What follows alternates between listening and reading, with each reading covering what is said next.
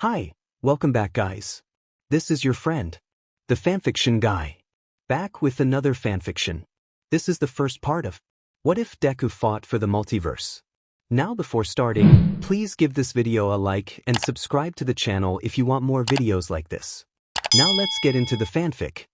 Dimension Girl pleaded with the Council of the Multiverse King, expressing the urgent need for assistance as villain Deku wreaked havoc across the multiverse. MK questioned what they should do, and Dimension Girl proposed initiating Project Izuku S.T.R.I.K.E force. MK hesitated, recalling their previous decision that it was too great a risk. However, realizing the growing strength of villain Deku, MK agreed that it was time to put an end to the madness and authorized Dimension Girl to proceed with the project. She was tasked with finding the greatest Izukus the multiverse had to offer.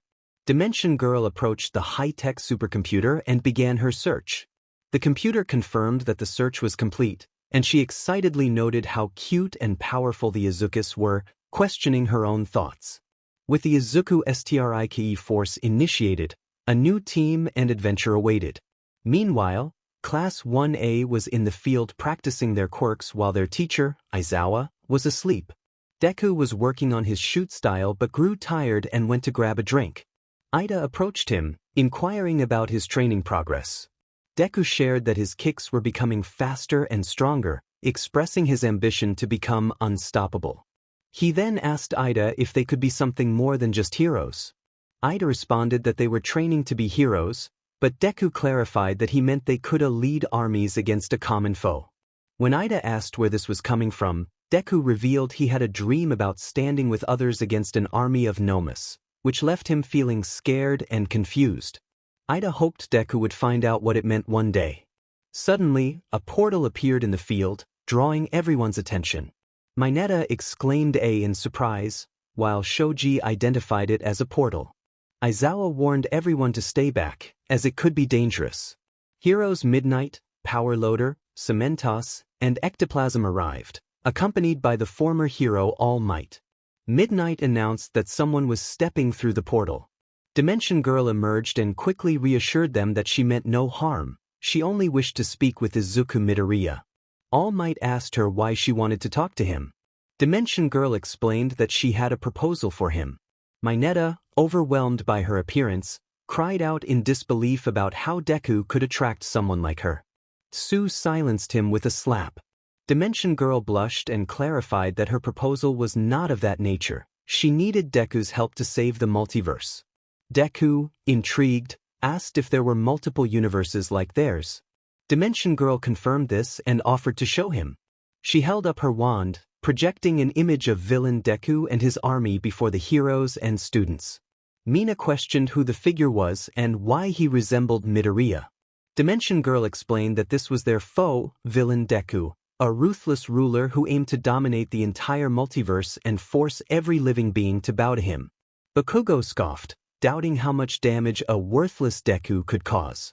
Dimension Girl then showed them an image of a city destroyed by villain Deku, prompting a collective gasp from everyone.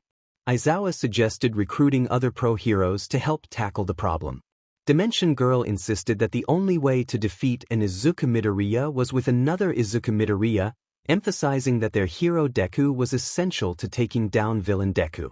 She approached Deku, bowing and pleading with tears in her eyes, stating that she needed him and that the multiverse depended on him. Determined, Deku agreed to help. Bakugo protested, questioning the seriousness of recruiting Deku, but Dimension Girl clarified that it wouldn't just be him.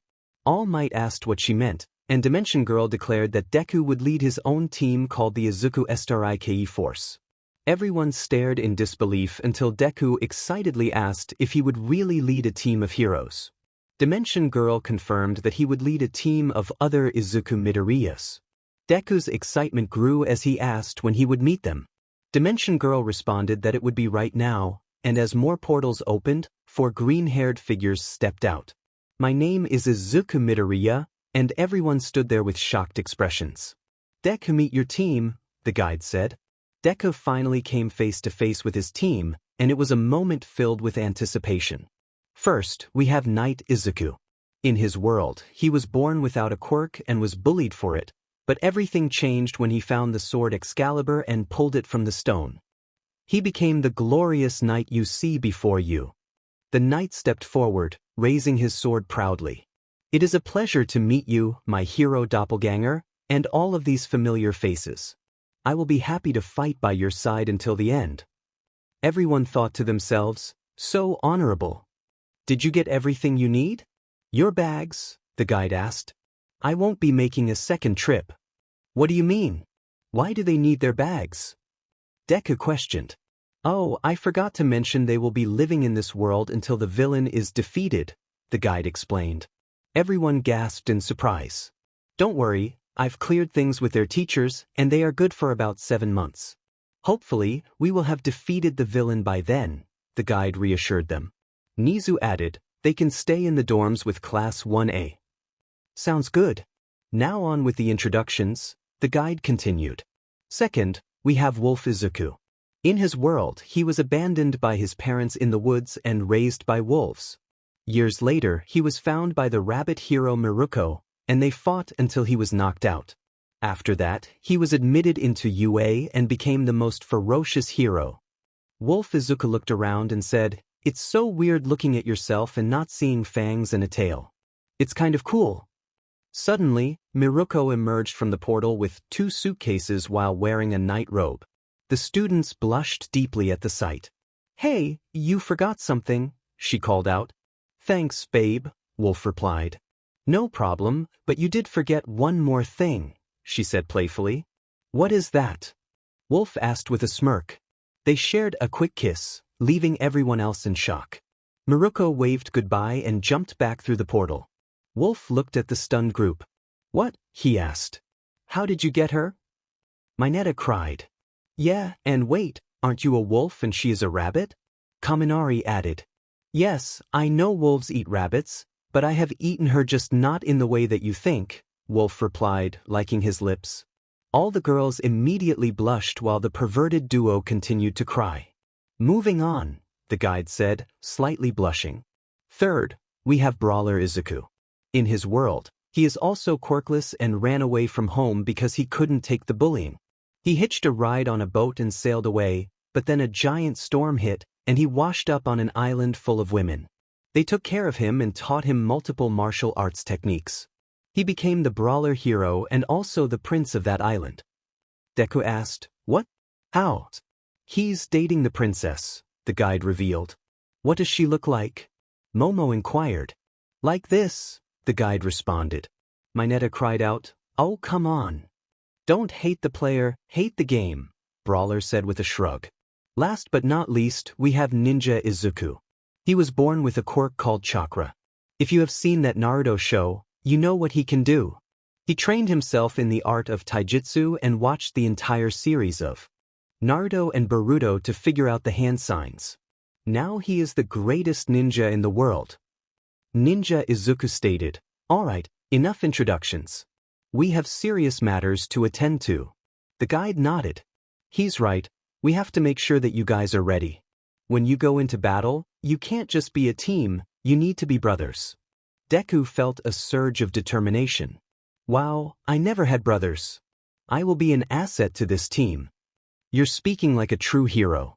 I would be glad for you to lead us into battles, Knight said. I'm game, got nothing better to do, Wolf added. That is not how a hero should talk. Ida interjected, chopping his hand. Whatever, Four Eyes, Wolf replied dismissively. This will be a great test of strength, Brawler remarked. You better not disappoint, Ninja warned. I know he won't. He is the center of the multiverse, the guide assured them. Deku was surprised. I'm the center? Bakugo chimed in. I still think you should have recruited me. Well, I didn't because you're just a loudmouth brat, the guide retorted. What did you say? Bakugo shouted. Aizawa intervened. Calm down, Bakugo. Guide, when will we know about the missions? I will tell you about them.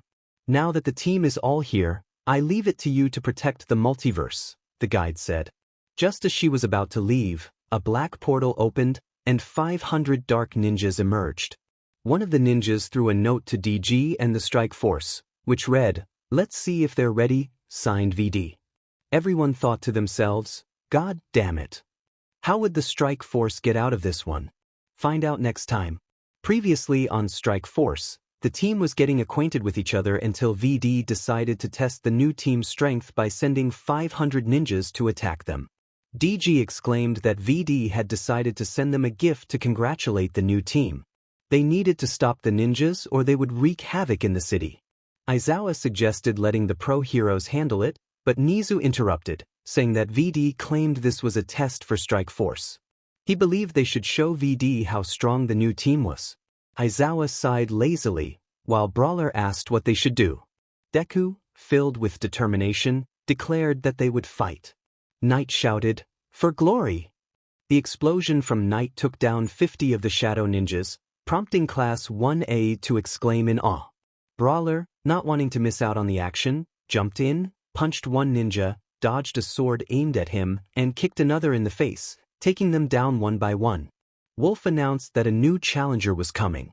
He jumped in and slashed one ninja, then dodged another attack and impaled it with his wolf hand, slashing through the enemies with fierce intensity. Deku noted how fierce and angry Wolf was. A ninja declared it was time to end this, jumping in with his sword and slashing 5 of the ninjas.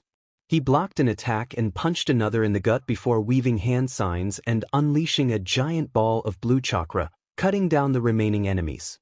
Toru remarked on their incredible teamwork, while Mineta called them monsters. Zero expressed relief that they were on their side. Wolf shouted to Deku, asking if he was joining the fight. Deku responded affirmatively and jumped in, taking down the rest with a powerful attack, declaring, "Manchester Smash." All of the Shadow Ninjas evaporated, forming a screen that displayed villain Deku. VD appeared on the screen, taunting DG and her new team. DG acknowledged VD's presence, while All Might questioned why he was doing this, believing he wanted to be a hero. VD revealed that he had once wanted to be a hero until a fateful day changed everything. He recounted the 3 greatest pains of his life, the first being when a former friend told him to kill himself and wish for a quirk in his next life. Everyone gasped in shock, glaring at Bakugo, who held his head down and scoffed. Aizawa demanded to know if it was true, but Bakugo remained silent. VD continued, sharing that the second pain was when All Might told him he couldn't become a hero without a quirk. All Might hung his head in shame, recalling his words to his successor. The last pain was discovering that his mother had been killed by a villain, and no heroes could save her because they lacked the right quirk for the job. The members of Strike Force gasped again. VD declared that was when he realized the truth. He was sent from hell to show people true pain, and he would do so by conquering the multiverse. DG countered that it wouldn't happen because they had Strike Force to save them. VD laughed maniacally, revealing that he had gathered a team of his own. He introduced S.T.R.I.K.E, who proclaimed, "Death to all false heroes. My name is S.T.R.I.K.E, pleasure to meet you." Deku reacted in shock, recognizing S.T.R.I.K.E. VD then introduced the final member of his team, Carnage, who gleefully stated that this was going to be fun. VD explained that Carnage was a psycho serial killer who had gone crazy after years of abuse and wanted others to feel his pain. Wolf demanded to know who they were, and VD ominously declared that they were the messengers from hell, ready to bring the multiverse to its knees. As the portal exploded, scattering in all directions, everyone wore shocked and scared expressions. Mineta panicked, exclaiming that they were dead, but Aizawa wrapped him up to quiet him down. Brawler reassured the team that they would be fine as long as they stuck together. Knight agreed, stating that together, they stood a chance. Ninja added that their enemies would regret challenging them. Wolf affirmed their resolve, asking Deku if they were ready. Deku looked up, more determined than ever, acknowledging the risk of dying. Brawler placed his hand on Deku's shoulder, expressing his willingness to fight. Wolf echoed the sentiment, and soon everyone chimed in, pledging their commitment. They held their hands together, raising their fists to the heavens and shouting, "Go Force!" And so the journey of the greatest team of heroes begins. After the incident and VD's declaration, Strike Force came together and resolved to defeat the messengers from hell. Nizu stated that since the previous matter was settled, they could finally welcome everyone to the dorms. However, DG expressed her concerns, suggesting that it might not be safe for everyone to stay there. She worried that if the MFH decided to attack, people could get caught in the crossfire. All Might asked what she suggested instead, and DG proposed that they should have their own building to live in, ensuring they would be ready in case of an attack. Ninja questioned where they would find a building, but DG reassured them that she had already called her boss, who took care of it. She instructed everyone to follow her. As they walked a few miles from the school, they arrived at a building. DG welcomed them to their new home, and everyone was in awe. Their jaws dropped in anime style. Strike Force looked amazed, while Class 1A exclaimed how awesome it was. They entered the building and began to explore. DG explained that her boss appreciated their efforts and had set them up in style and luxury, complete with all the latest amenities. She showed them the game room, and Wolf remarked on how cool it was. When they reached the bar, Deku pointed out that none of them drank, only for everyone to turn and see Brawler, Knight, Wolf, and Ninja drinking beer, leaving Class 1A wide-eyed in shock at their age. DG quickly moved on to the training room, where Midnight was curious about a console. DG demonstrated how it could transform the room into any area with any enemy, impressing everyone with its realism. Brawler eagerly anticipated training there. Next, they visited the living room and kitchen, where Uraraka marveled at the place, and Kaminari commented on their luck. Toru and Mina asked if they could have a party there, but Aizawa interrupted, asserting that it was enough. When Deku wondered if he had to live there too, DG confirmed that he would, as he was their leader. Uraraka reassured Deku that they would help him move, and he blushed, thanking them. DG then revealed that they had already transported his belongings there after she had the idea, which surprised Deku. Curious about his room, Wolf and Brawler rushed to see it, laughing at Deku's fanboy tendencies. DG concluded the tour by showing them headquarters, where they would hold meetings and discuss past missions. Brawler expressed excitement for their first mission, and DG reminded them that this was their new home and base. As they walked to the field of the strike base, DG announced that it was time for her to leave but promised to return when she needed to inform them of their missions. Deku expressed hope to see her soon, and with that, Dimension Girl left, as did the rest of the heroes and students. When night fell, all of the Izukus lay down, contemplating what lay ahead. That concludes this chapter. Deku exclaimed in surprise, "Whoa, whoa, whoa, what is this?" The ninja responded, "This must be the wormhole we go through until we reach the new world." Brawler cheered, "This is so cool." Woohoo! Wolf pondered, "What world do you guys think we'll land in?" Knight hoped, "Hopefully somewhere we can acquire a piece of the Siege Perilous." Deku observed, "Looks like we're coming up on the new world." They soon found themselves landed in a jungle at night.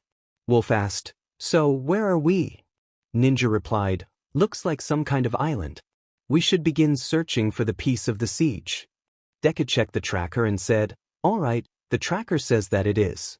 Suddenly, a loud scream pierced the air. Deku questioned, "What was that?" Knight pointed, "It's coming from over there." The team ventured through the forest until they came across a man in combat gear attacking others. They looked around and shared a collective thought of dread. Black Dragon pleaded, "Please don't kill me." The man raised his weapon, but Ninja leaped in at the last second, stopping the blade with his own. Ninja demanded, "Who are you and why are you doing this?" The man introduced himself, "I'm Scorpion, and these guys are assassins who were trying to kill me." Ninja studied him for a moment before sheathing his sword. "He's telling the truth about these guys." Wolf asked, "How do you know?" Ninja explained, "You can tell when someone is lying by looking into their eyes." Scorpion inquired, "Now, what are you kids doing here? You can't be in the tournament." Knight asked, "What tournament?" Ninja suggested, "All right, to avoid any confusion, we'll tell you our story, and you tell us yours. Is that cool with you?" Scorpion nodded.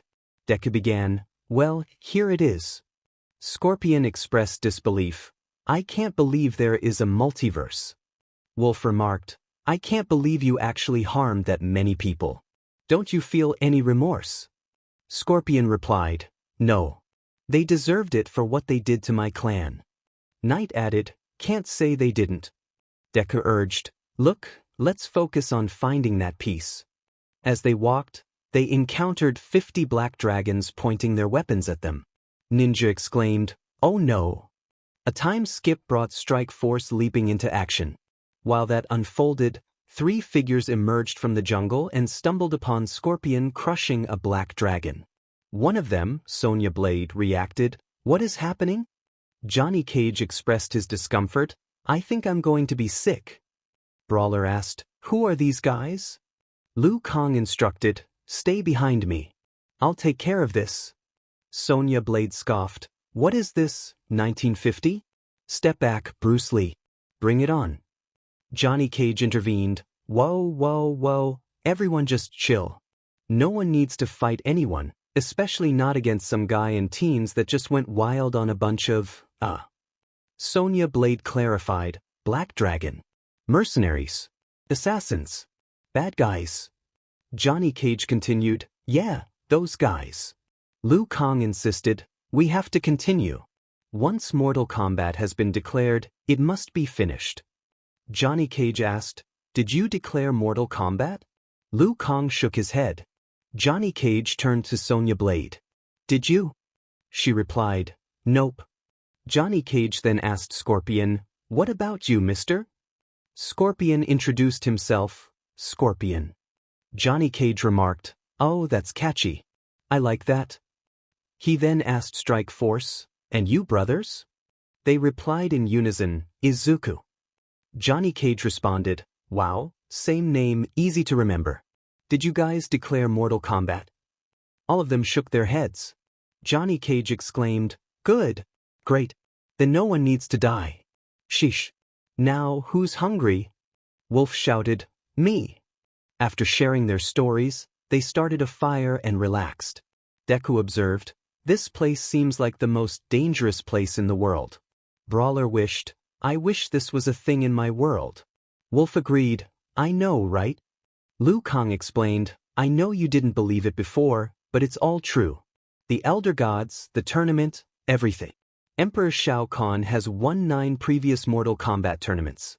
If he wins a 10th and gets a hold of the piece of the Siege Perilous." Johnny Cage interrupted, "Then what?" Both Scorpion and Ninja replied, "Then you all die." Johnny Cage sighed, "Great. Just great. Yeah, okay, monsters, magic, multiverse, this can't be real. Somebody must have slipped something into my drink. I'm hallucinating." Sonya Blade snapped, "Get a grip, Johnny. Whatever this is, it's real. There's no use sitting around and whining about it. If what Liu Kang says is true, then the whole world is in trouble, and we have to stop it. If I can get to a radio, a communications array, I can call in reinforcements. Turn this island into the next cautionary tale." A voice interrupted, "If only it were that easy." Liu Kang recognized the figure, Lord Raiden. Scorpion reacted, Raiden addressed them, "So, I see you were sent by DG for the piece." Deku asked, "You know her?"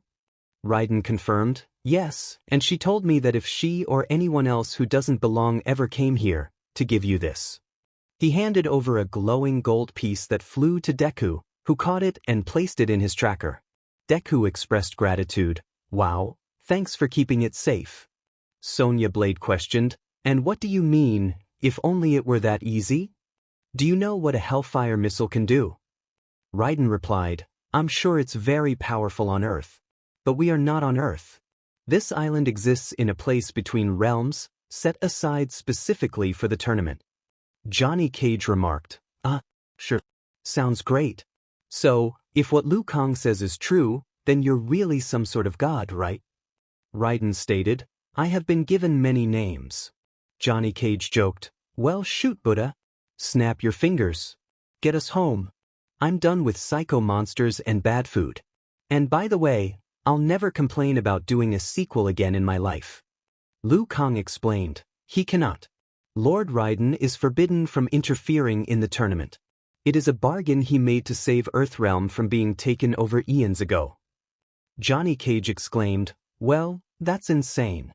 The fate of the world is being decided by some sort of karate tournament? Are you kidding me?" Raiden declared, You are the only hope left for Earthrealm. Head toward the temple where your final battles await, and your destinies will be made clear. But be on guard. There are others on this island who will try to keep you from the final round, and you 5 should take that back to DG before anything bad happens to it.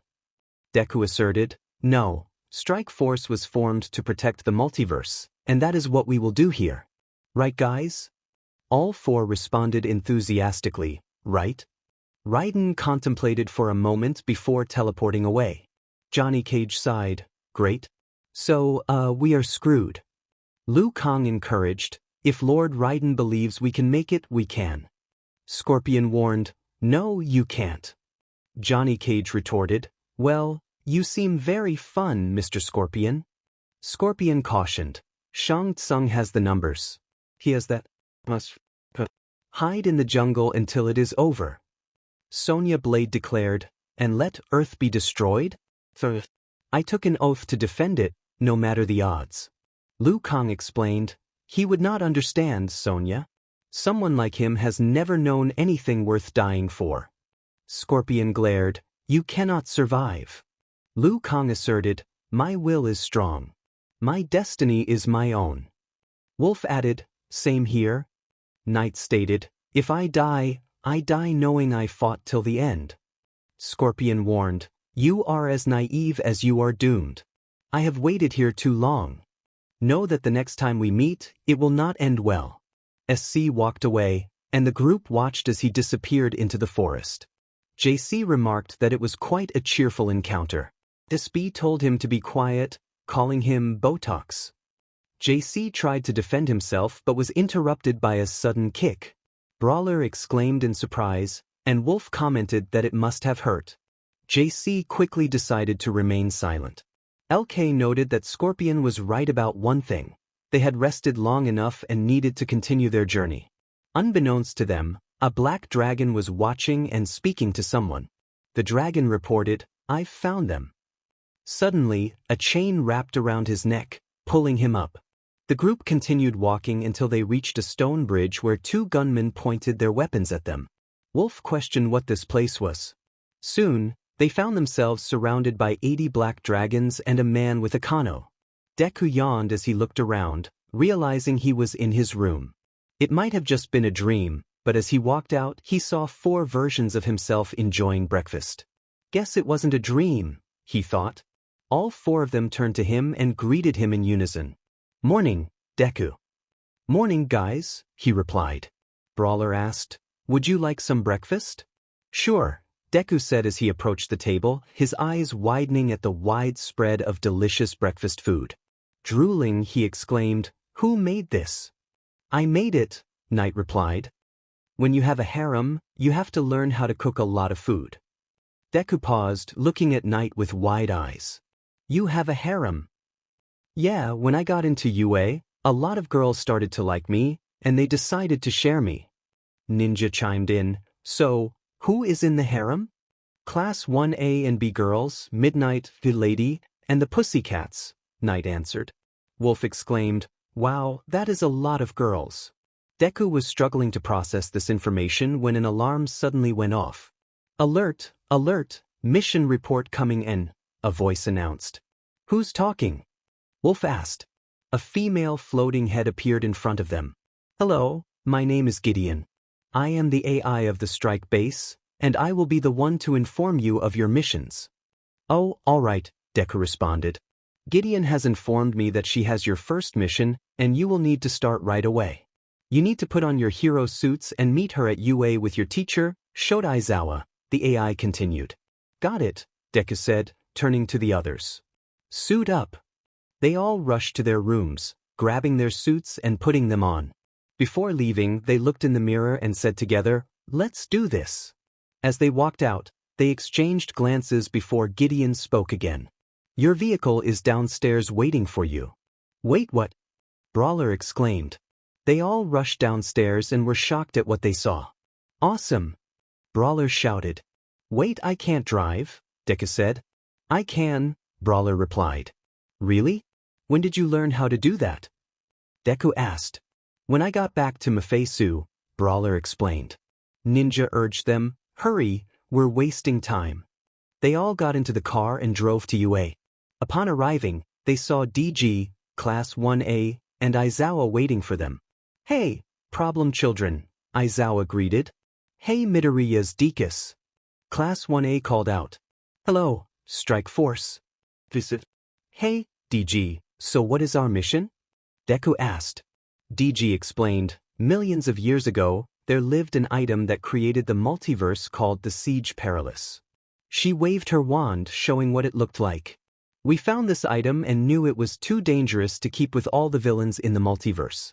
So, we decided to break it apart and scatter it into the multiverse where nobody could find it. We learned that one of the pieces ended up in VD's universe. He then used that power to build his army of dark ninjas and gnomes.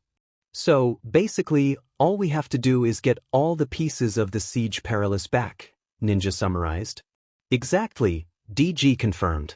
We have to retrieve all of the pieces, or he will have the power to remake the multiverse itself. Everyone stood there, shocked and a bit scared. Oh my god, Denki said. Imagine what he could do, Tsu added. He must not get those pieces, Tokoyami declared. Aizawa asked, so, how will they find them? With this, DG replied, snapping her fingers. A tracker appeared, and she handed it to Deku. This will open dimensions where your missions are. It will also lead you to the location of the shard. Now, it is time for you to head off on your mission. Right? Deku said, pressing a button that opened a portal. He turned back to his team, and they all nodded in agreement. Good luck, Strike Force. Class 1A called out. Deku smiled and turned back to the portal. They all jumped in, yelling their battle cries. Plus Ultra. Deku shouted. Awoo. Wolf howled. Banzai. Brawler yelled. For glory. Knight exclaimed. Let's do this. Ninja added. The time had come for the search for the Siege Perilous. Previously on Strike Force, the team realized their mission to find all the pieces of the Siege Perilous and leaped into the portal, sliding through the multiverse into a new world. Wolf dodged bullets from left to right. He jumped into the air, punched one in the face, and before he fell, he grabbed him by the leg, spun around, and threw him into more enemies, yelling, Strike. Meanwhile, Brawler kicked one in the face, took his gun, broke it over his opponent's head, and took them down like a maniac. The ninja ran toward an enemy and kicked him in the face. As he noticed a bullet coming at him, he slashed it in half, causing it to hit two others behind him. He then jumped into a crowd of foes, who rushed toward him. Weaving hand signs, the ninja called out, Fire Style, Fireball Jutsu. The attack hit several enemies, burning them and sending them flying back. Knight jumped in, slashing one enemy at the chest and deflecting a bullet with his sword, hitting the shooter in the leg. He dodged another bullet and charged forward. Deku leaped into action, punching one enemy and kicking off his body to perform a front flip. With incredible speed, he took down the rest with a single kick. These kids are amazing, JC exclaimed. Not bad, SB added. As bullets flew toward them, the group took cover. Some enemies began to retreat, but Kano was knocked down by an unseen force. After the incident with Sub-Zero and Scorpion, all the enemies were soon defeated. Sonya set off to find Jax, and Johnny went to help her. LK instructed Strike Force to deal with any remaining enemies and head to the ship while he faced Goro. Well, that should take care of the enemies. What do we do now, Deku? Knight asked. We should head to the ship. Let's MO. Deku was interrupted when a dark portal opened, and the MFG stepped out with their dark warriors. Well, look who it is. Strike Force, what a pleasant surprise. We were just passing by and looking to see if you have something that belongs to me, VD said. You're not getting the piece, VD, Deku replied. If you want it, you're going to have to come and take it, Brawler challenged. With pleasure. Carnage laughed maniacally. VD gave us new abilities to make us stronger. Now I can use chakra and I have Sharingan, Stain boasted.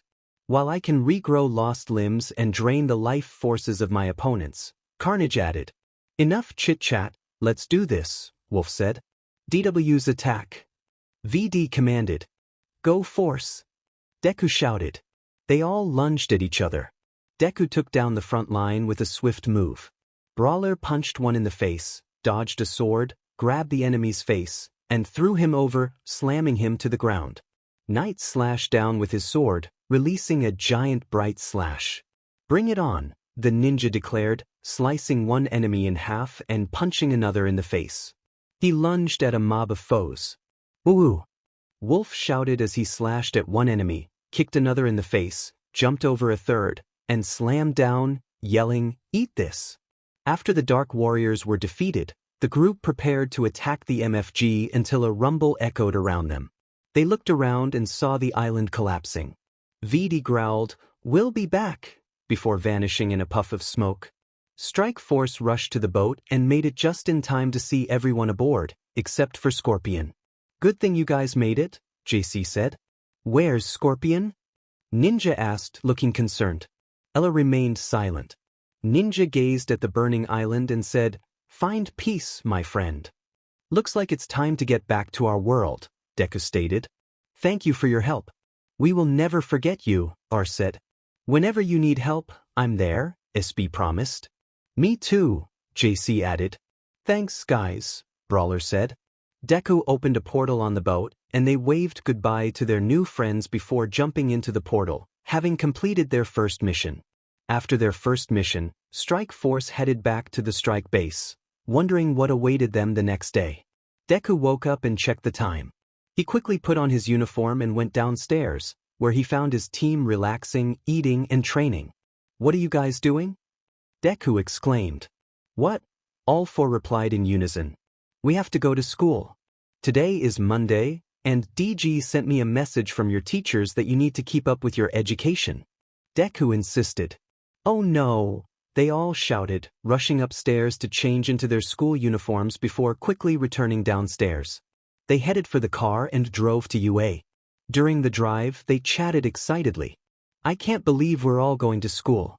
We'll be like a group of cool guys in high school movies," Wolf said. "Yeah, and I have just the thing to set it off," Brawler replied, reaching into his bag. "What are those?" Knight asked. "Sunglasses to make us look cool," Brawler said proudly. "Awesome!" Wolf exclaimed.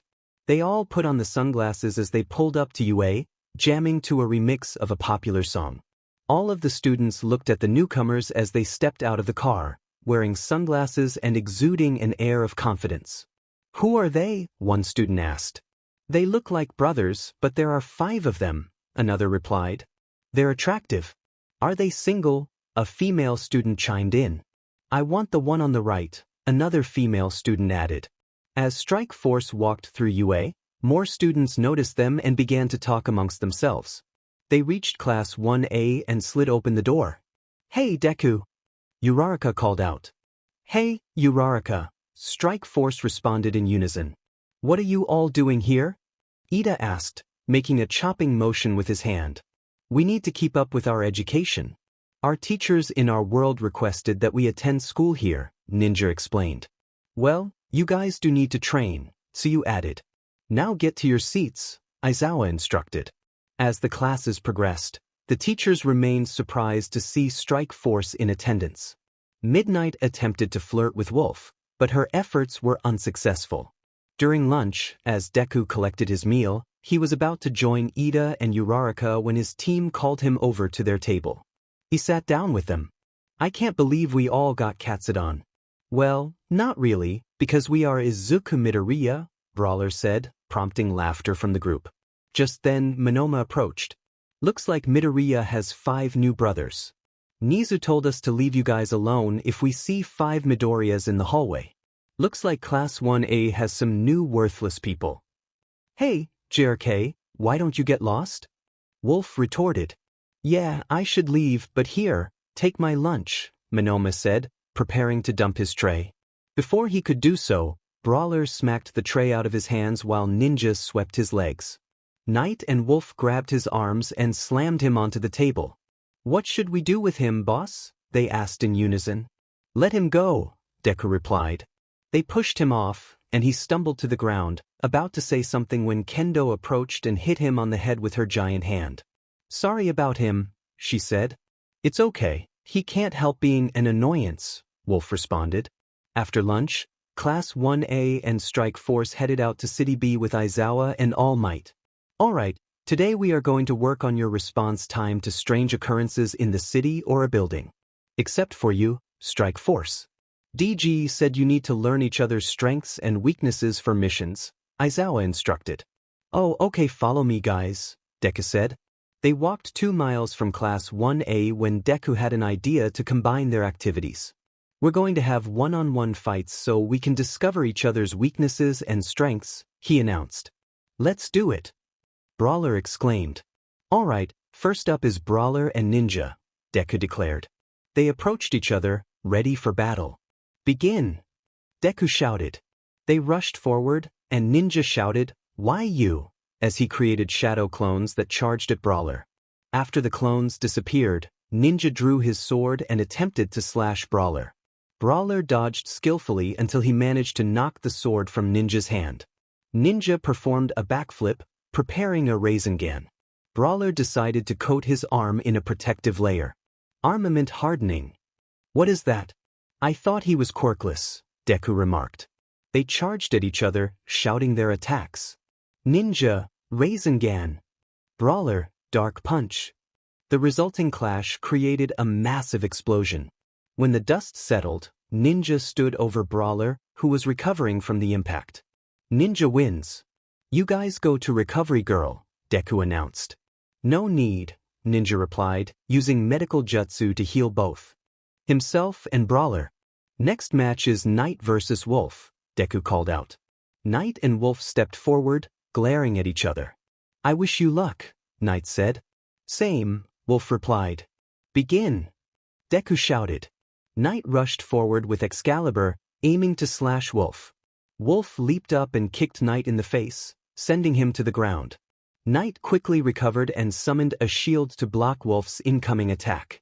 Determined, Knight decided to try out his ultimate technique. Excalibur Fusion. Excalibur was absorbed into his body, causing him to glow. What is that? Wolf asked, intrigued. This is what happens when I absorb Excalibur into my body. It increases my power until I reach my prince form, Knight explained. Wolf nodded. Well, I guess I better not hold back. He transformed into his wolf form, his green fur shimmering. Incredible! Deku exclaimed.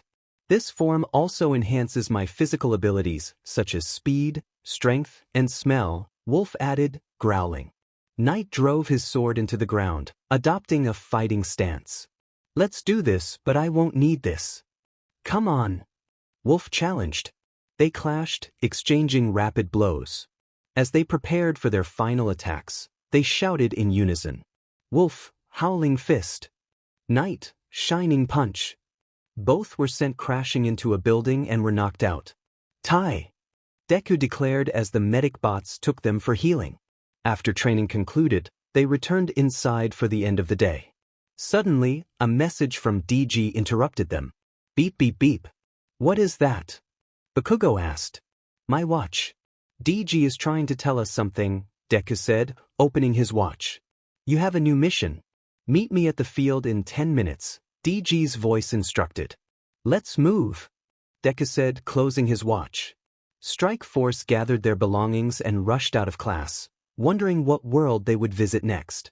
Strike Force arrived at the field in their hero suits, awaiting orders from DG regarding their new mission in a different dimension to search for a piece of the SP. DG welcomed Strike Force and informed them that it was time for their new mission. Wolf inquired about their destination, and DG explained that they were heading to a world filled with magical creatures known as trolls, both good and bad. However, there was one troll named Jim Lake who could bring balance to both humans and trolls. DG mentioned that he had explained the situation to Merlin, who would be waiting at Jim's house for them that night. Knight expressed his enthusiasm, while Brawler yawned and urged the team to get on with it. Deku announced that he would open a portal, and moments later, a portal opened, allowing the team to enter and travel to the troll world. Meanwhile, in Troll World, Troll Jim questioned Merlin about the assistance they were receiving. Merlin explained that his old friend had decided to send her team, Strike Force, to help them with the Eternal Night. Toby asked when they would arrive, and just then, a portal opened, revealing Strike Force, who jumped out, looking and feeling more solid. Deku introduced the team, stating he was the leader and his name was Deku. Jim was curious about their appearance, and Deku explained that they were the same person from different realities, considering themselves brothers. Knight introduced himself, followed by Wolf, Brawler, Ninja, and Claire, who introduced herself as Claire Nunez. Toby insisted on being called Warhammer, which caused Strike Force to sweat drop. Blinky introduced himself as Blinky Galadrigal, and Wolf commented on Blinky's appearance, finding him cool despite his 4 arms and eyes. S.T.R.I.K.E introduced himself with enthusiasm, and Brawler praised the name. Deku asked who Jim Lake was, and Jim confirmed it was him. Knight mentioned that DG had told them about Jim taking a serum that turned him into a troll, but he still considered him a true knight and ally. Merlin suggested they go inside to plan for the Eternal Night, while Brawler decided to take a nap. Meanwhile, at Troll Market, Morgana was discussing an alliance with VD, who assured her that if they helped find the piece of the SP, they could annihilate Merlin and his troll hunters. Gunmar questioned why they should trust a human, but Carnage warned him against betrayal. VD demanded to know if they had an alliance, and after a brief moment, Morgana accepted. With alliances formed on both sides, good and evil prepared for the final battle. At Jim's house, Blinky was formulating their plan of attack with Merlin, focusing on Troll Market and Morgana rather than Arcadia and Gunmar. A tremor signaled that the Eternal Night was approaching. Jim declared that Gunmar and Angor Rot were his fight, suggesting they clear the square first to prevent casualties.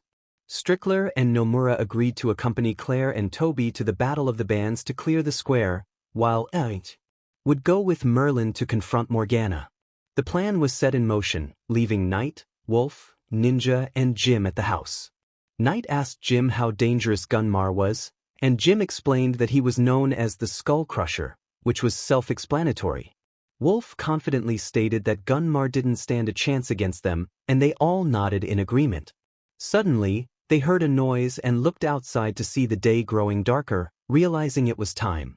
A few minutes earlier at Troll Market, Gunmar rallied his forces, declaring that they would feel human skulls break beneath their feet and claim Earth for troll kind. The Gum Gum army cheered his name, while VD commented on Gunmar's speech. Stain questioned why they needed the help of humans to obtain the piece of the SP, and Carnage agreed. VD explained that they couldn't face Strike Force and the Troll Hunters alone, as they didn't know their powers or capabilities. He expressed curiosity about how the situation would unfold. Back at Jim's house, Claire and Toby donned their newly crafted armor, preparing for the final battle. Gunmar informed Morgana that everything was ready, and she unleashed a magic beam from the Heartstone through the Staff of Avalon. The beam shot into the sky, visible to Claire from the stage. As the eclipse approached, everyone began to evacuate upon seeing the Gum-Gums and Dark Warriors emerging from the hole. Jim steeled himself for his epic final battle, summoning the Eclipse Blade and climbing to the roof of his house. He recited, "At their darkest hour, I burn brightest." As the eclipse became total, they rushed headfirst into battle, leaping from rooftop to rooftop. With sirens wailing and Gum-Gums and Dark Warriors surrounding them, Claire, Toby, and the former changelings prepared for the fight of their lives, with Claire wondering what was taking Jim so long. Toby vowed to keep fighting as the entire army appeared, and a flying truck headed straight for them. Knight shouted, "For glory!" as he slashed a Dark Warrior in half and dodged an attack from a giant goblin, slicing off its arm. Transforming into his prince form, he rushed forward. The ninja charged ahead, declaring, "Bring it on!" He struck with a powerful blow, causing a massive explosion of chakra. When the dust settled, multiple giant goblins were turned to stone.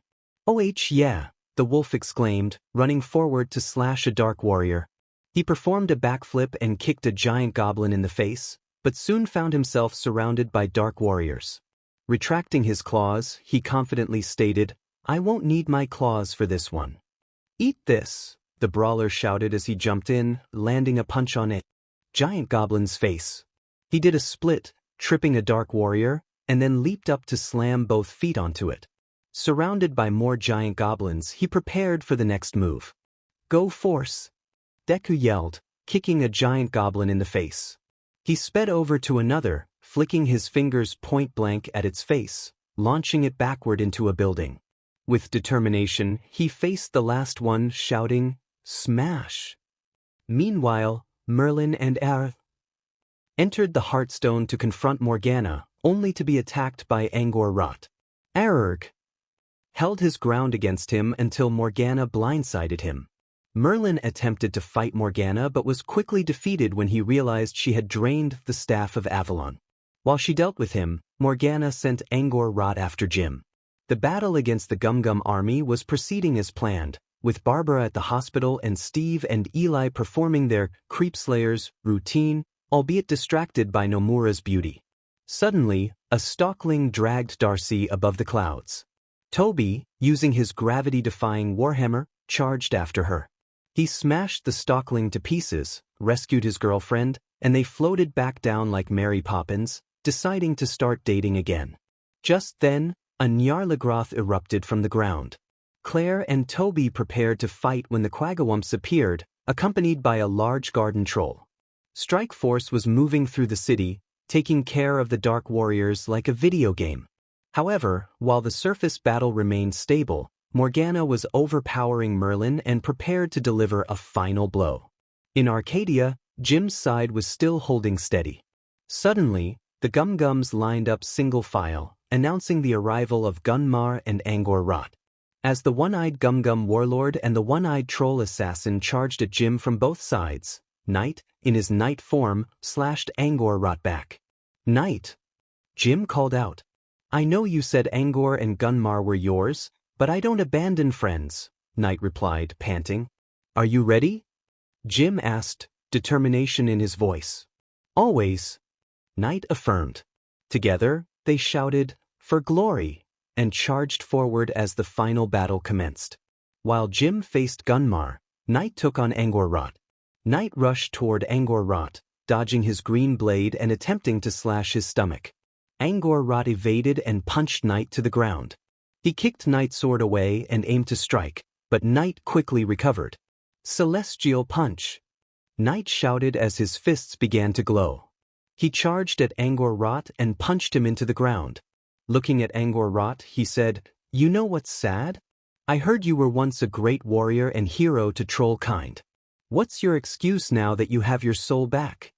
Angor-Rot gasped in surprise. Knight stepped back, saying, "Now, if you'll excuse me, my friends need me." He ran off to assist his friends while Angor-Rot stood up, gazing at his blade with a mournful expression. Meanwhile, as Nomura cut down Gunmar's remaining troops, Claire and Toby reported to Blinky that all the survivors were safe inside the school. They wondered why the Eternal Knight was still active, assuming Merlin should have regained his magic by then. However, Merlin struggled to fend off Morgana, especially with little magic left. While R.H. was pinned down by the other Gum-Gums, Morgana taunted her former master for his impulsiveness, intending to end his cause along with everyone associated with him. When Merlin asked for help, broke free and charged to the hero's forge, where the Sith-Scryer awaited him. In the Darklands, Not Enrique and Chomsky located the nursery. Despite some initial troubles with the Cradle Stone, they managed to rescue all the babies and make their escape. Meanwhile, Jim took down Gunmar, but Gunmar quickly got back up, hurling Jim onto the roof of the museum. Jim recovered swiftly, but Gunmar burst through the roof and attacked. Gaining the upper hand, Gunmar pinned Jim down, preparing to strike with the Decimar blade. Back inside Troll Market, Morgana contemplated various ways to kill Merlin, deciding to try them all. Just in time, returned with reinforcements, spirits of past troll hunters, ranging from Kanjigar to Dea. Their spirits possessed the bodies of the Gum-Gum soldiers, joining the fight, although Umkar only lasted 5 seconds before succumbing for obvious reasons. With the troll hunters doing their best against Morgana, Kanjigar urged to return to the surface and help Jim. Before the blast hit, Strike Force descended, and Knight slashed it down the middle, dispersing it. Brawler apologized for their late arrival, while Wolf expressed his frustration, questioning why they were having all the fun. Ninja declared that the witch would fall today, and Knight proclaimed it was the end for Morgana. Deku asserted that she wouldn't hurt anyone anymore. Morgana smirked, addressing the heroes with disdain, suggesting they believed they stood a chance against her. Toby corrected her, indicating that she meant herself. 3 figures landed beside Morgana. VD smirked and confirmed that she meant them. Deku recognized them as the MFH.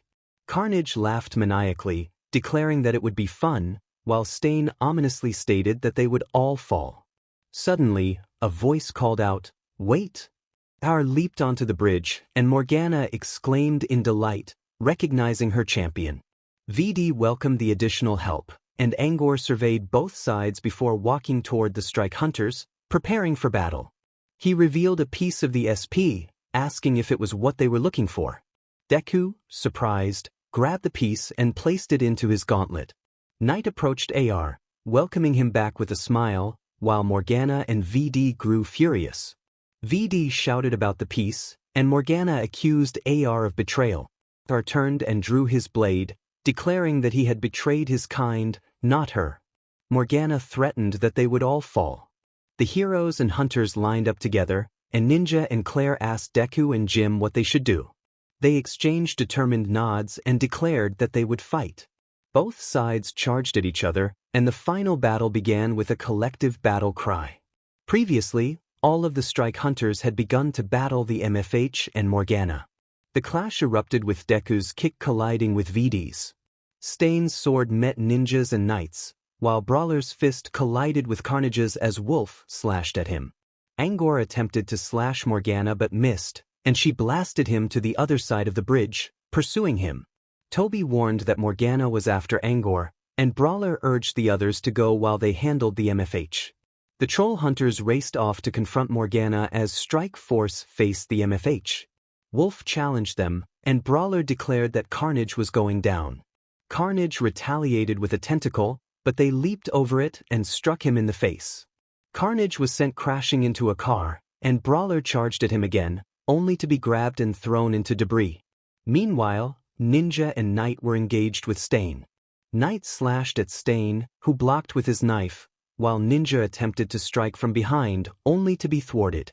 S.T.R.I.K.E then disarmed Knight and kicked him into a car, turning his attention to Ninja. Deku faced off against VD in a tense standoff, declaring that VD's reign would end that day. VD retorted that he wouldn't count on it, and they rushed forward. Their fists collided, creating a gust of wind as they fought for dominance. The wind soon settled, and they exchanged blows, escalating into a brawl. VD gained the upper hand, using a black tendril to trip Deku and flipping him into the air. As Deku descended, VD pummeled him with punches before delivering a final kick that sent him sprawling. Deku hit the ground hard, spitting blood but slowly rising to face VD, who approached with a sinister grin. VD taunted Deku to stay down, but Deku refused, declaring that he would never give up. The MFH questioned why he continued to fight, knowing he couldn't beat them. Deku looked down, acknowledging their strength, but insisted that he would keep fighting because that was what real heroes did. S.T.R.I.K.E force rallied behind him, rising to their feet and preparing to fight back, surprising the MFH. Brawler and Wolf got up and executed a team-up move.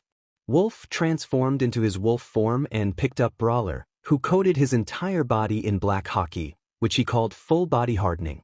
Wolf jumped into the air and shouted, "S.T.R.I.K.E force power move, Wolf armament cannon." Brawler was launched toward Carnage at a speed reaching Mach. He reached Carnage and kicked him off the bridge with a double kick to the face. Carnage flew off the bridge, and Brawler looked down at him while he lay there unconscious. Wolf walked beside him, held his fist out and said, "S.T.R.I.K.E force." They exchanged a fist bump. Brawler replied, "S.T.R.I.K.E force." Meanwhile, Ninja and Knight were engaged in battle. Ninja ran at S.T.R.I.K.E, who swung his blade in an attempt to hit him. What S.T.R.I.K.E did not expect was for Ninja to slide under his legs, pick up Knight's blade, and throw it to him. Knight caught the blade and transformed into his prince form. Ninja walked beside him and whispered an idea into his ear. They both looked at each other and nodded.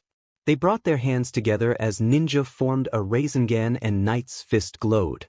Soon, the Rasengan turned golden, and they shouted together, "Let's go!" They rushed forward to Stain, who made a red Chidori and called it Blood Style, Blood Chidori. Just before the attack hit, Ninja and Knight declared, "Combo move, Celestial Rasengan." Ninja and Knight struggled as they clashed with Stain's chakra. Stain shouted, "You will never win." Ninja, struggling, urged, "Come on, Knight, go beyond." Knight responded, plus, Stain thought, "What are they doing?"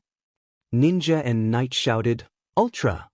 They blasted Stain off the bridge and collapsed onto their knees. Knight asked, "You okay?" Ninja replied, "What, you getting tired?"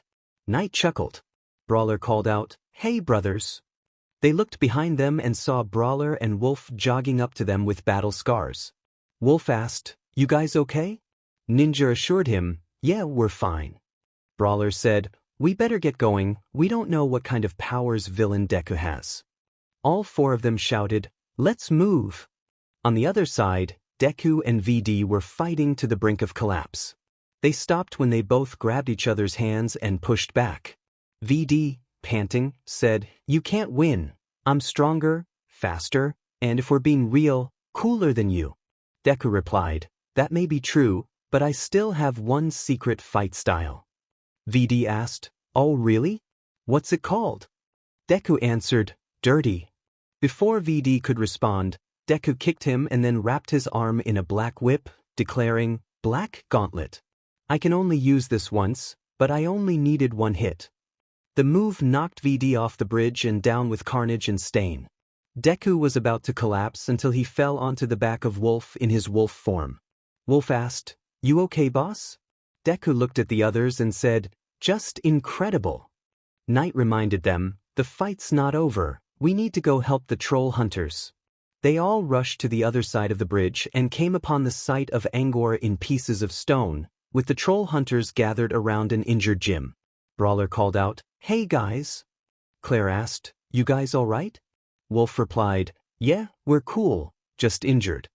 Everyone laughed, except for Knight, who walked toward Angor's remains and looked at them sadly, mourning their ally and new friend. Knight then had an idea on how to bring him back. Knight said, "Deku, hand me the piece of the SP." Deku complied, pointing it toward Angor's remains, which began to resemble his younger form without the scars and missing eye. Angor asked, "You resurrected me? Why?" Knight replied, "We're friends, right?" Angor chuckled slightly. Brawler asked, "So, what do we do about the Eternal Night?" A voice responded, "I'll handle this." Wolf exclaimed, "Merlin, what took you so long?" Blinky added, "Really, we were up here fighting, what were you doing?"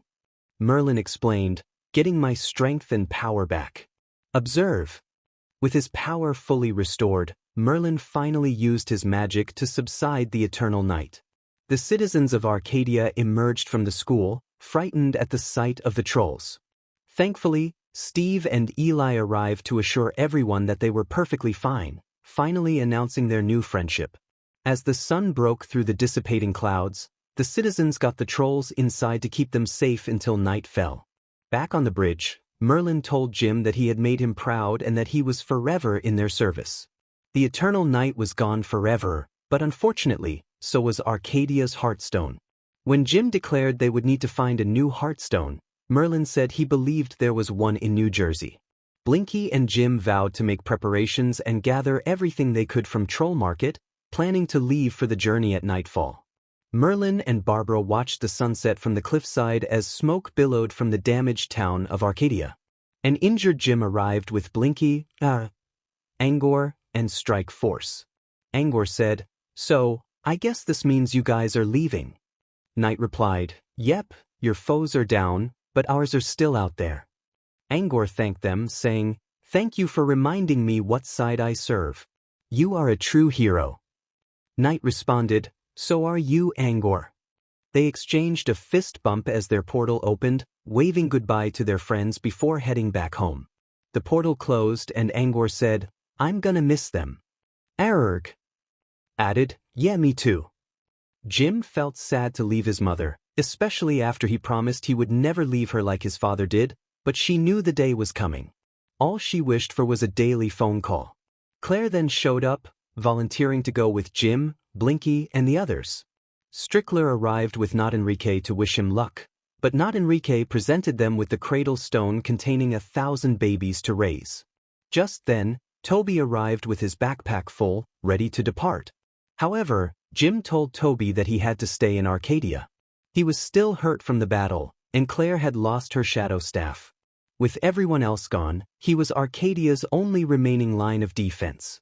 That was until decided to stay with his wingman to help out. As the team returned from the intense battle with the MFH and Morgana, they were looking forward to some downtime.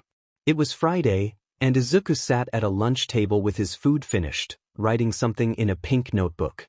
Brawler approached him. "What are you up to, boss?" Brawler asked. Izuku looked at him, startled, and quickly closed the book, offering a nervous smile. Brawler raised an eyebrow, confused. Nothing," Izuku replied, his voice shaky. "Really? Because it looks like you were writing something embarrassing. You know you can tell me, right?" "I wouldn't spill the secret," Brawler encouraged. Feeling a bit anxious, Izuku decided he needed to share his secret. He put the book down, allowing Brawler to take a peek. Brawler's eyes widened as he realized Izuku was writing song lyrics. "You're a singer?" Brawler asked, surprised. "No, I just write songs. But the only songs I write about are," Izuku began, but was interrupted. "Achiko Uraraka?"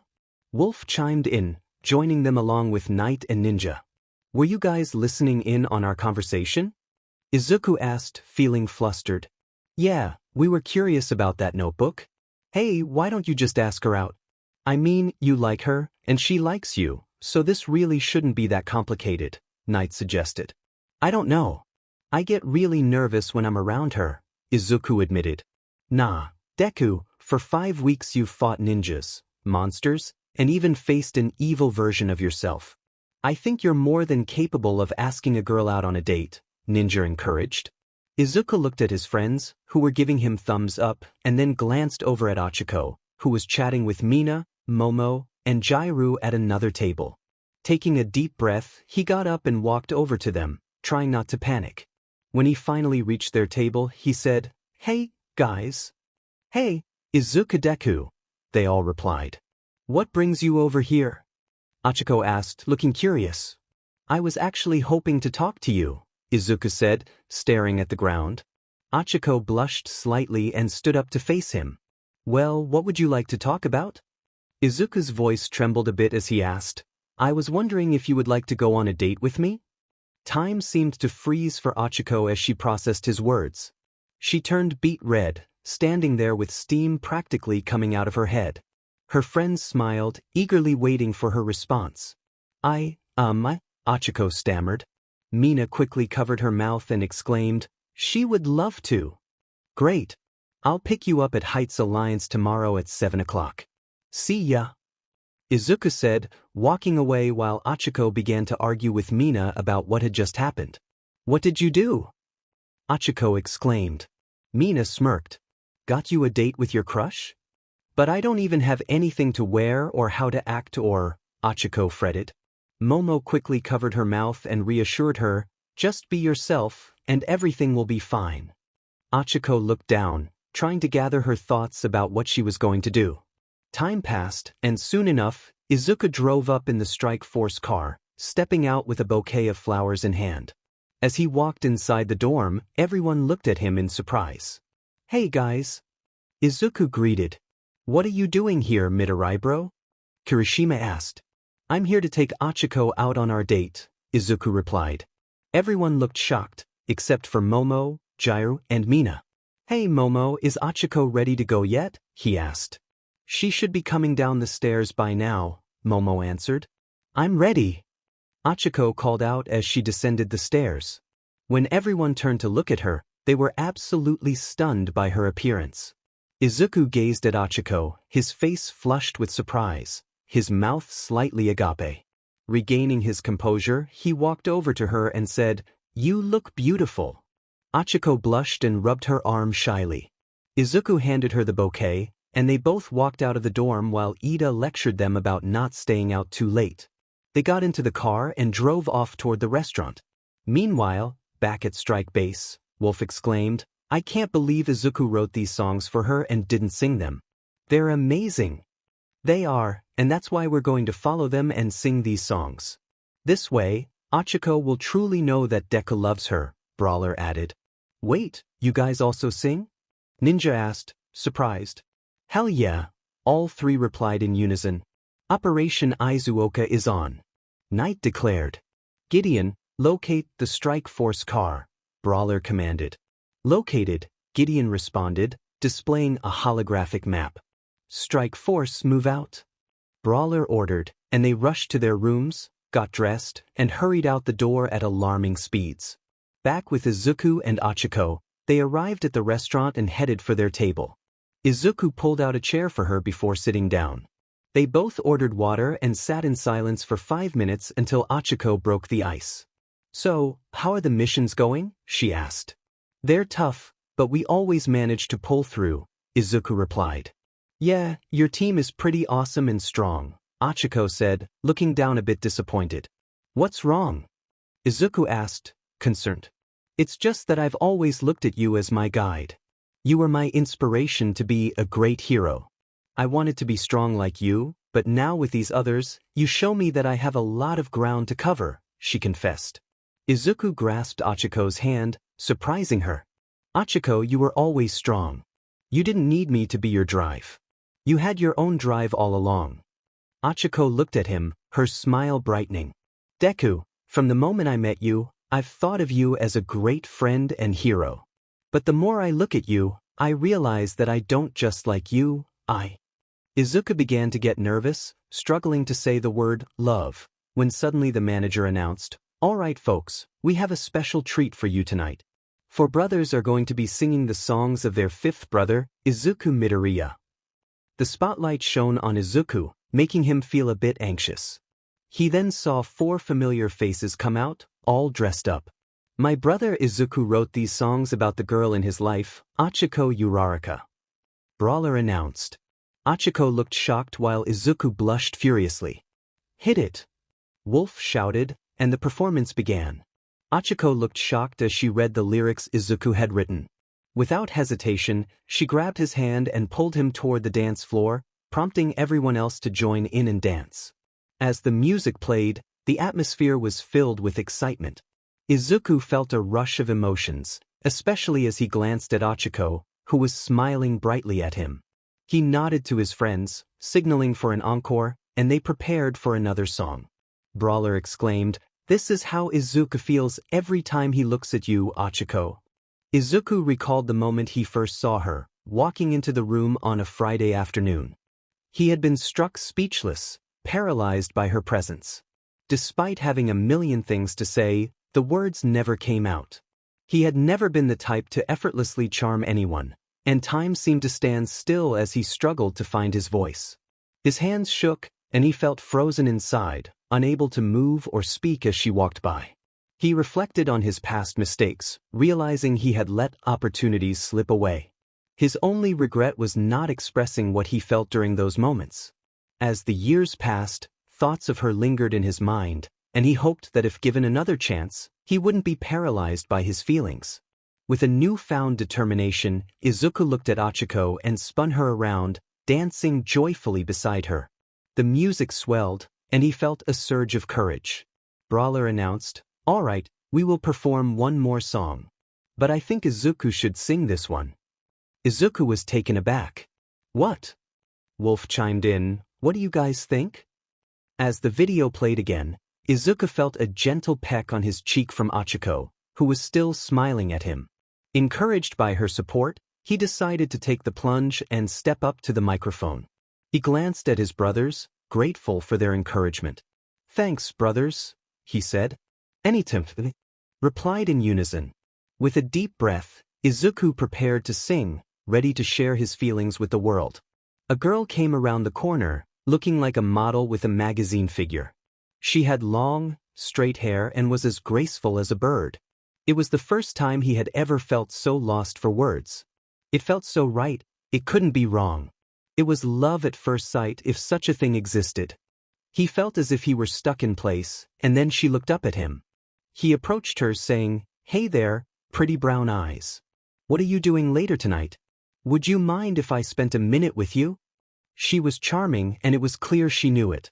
Coming from the city, she loved to party, and the music made her move with confidence.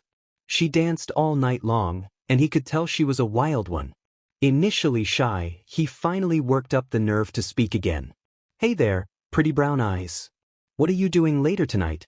Would you mind if I spent a minute with you? He wanted to spend a little time with her, just a bit of time. He felt drawn to her energy and spirit, wanting to share moments together. Hey, little pretty brown eyes, don't look at those other guys. You've never had a surfer like me. Come over here and ride my wave. I see you party like there's no tomorrow. Let's leave the party, I'll grab my guitar. I have the keys, so jump in my car. Sit back, relax, it's going to be a fun ride. As the whole crowd erupted in cheer, the brothers took a bow. Meanwhile, Izuku was searching for Achiko but couldn't find her. Suddenly, he heard her voice. Deku, she called out. He turned to see her standing to the right of the stage. Before he could respond, she ran up to him and kissed him on the cheek. He was surprised at first but quickly melted into the moment, holding her by the waist as everyone cheered for the new couple. In another part of the multiverse, a figure named VD watched the scene unfold. He closed the multiverse window and remarked, "Enjoy your happiness, because soon it will be nothing but darkness," as he crushed a holographic image in his hand. 2 weeks had passed since Izuku and Achiko got together, and the strike force had acquired 2 more pieces of the Siege Perilous. Nizu and Dimension Girl decided to do something nice for the team.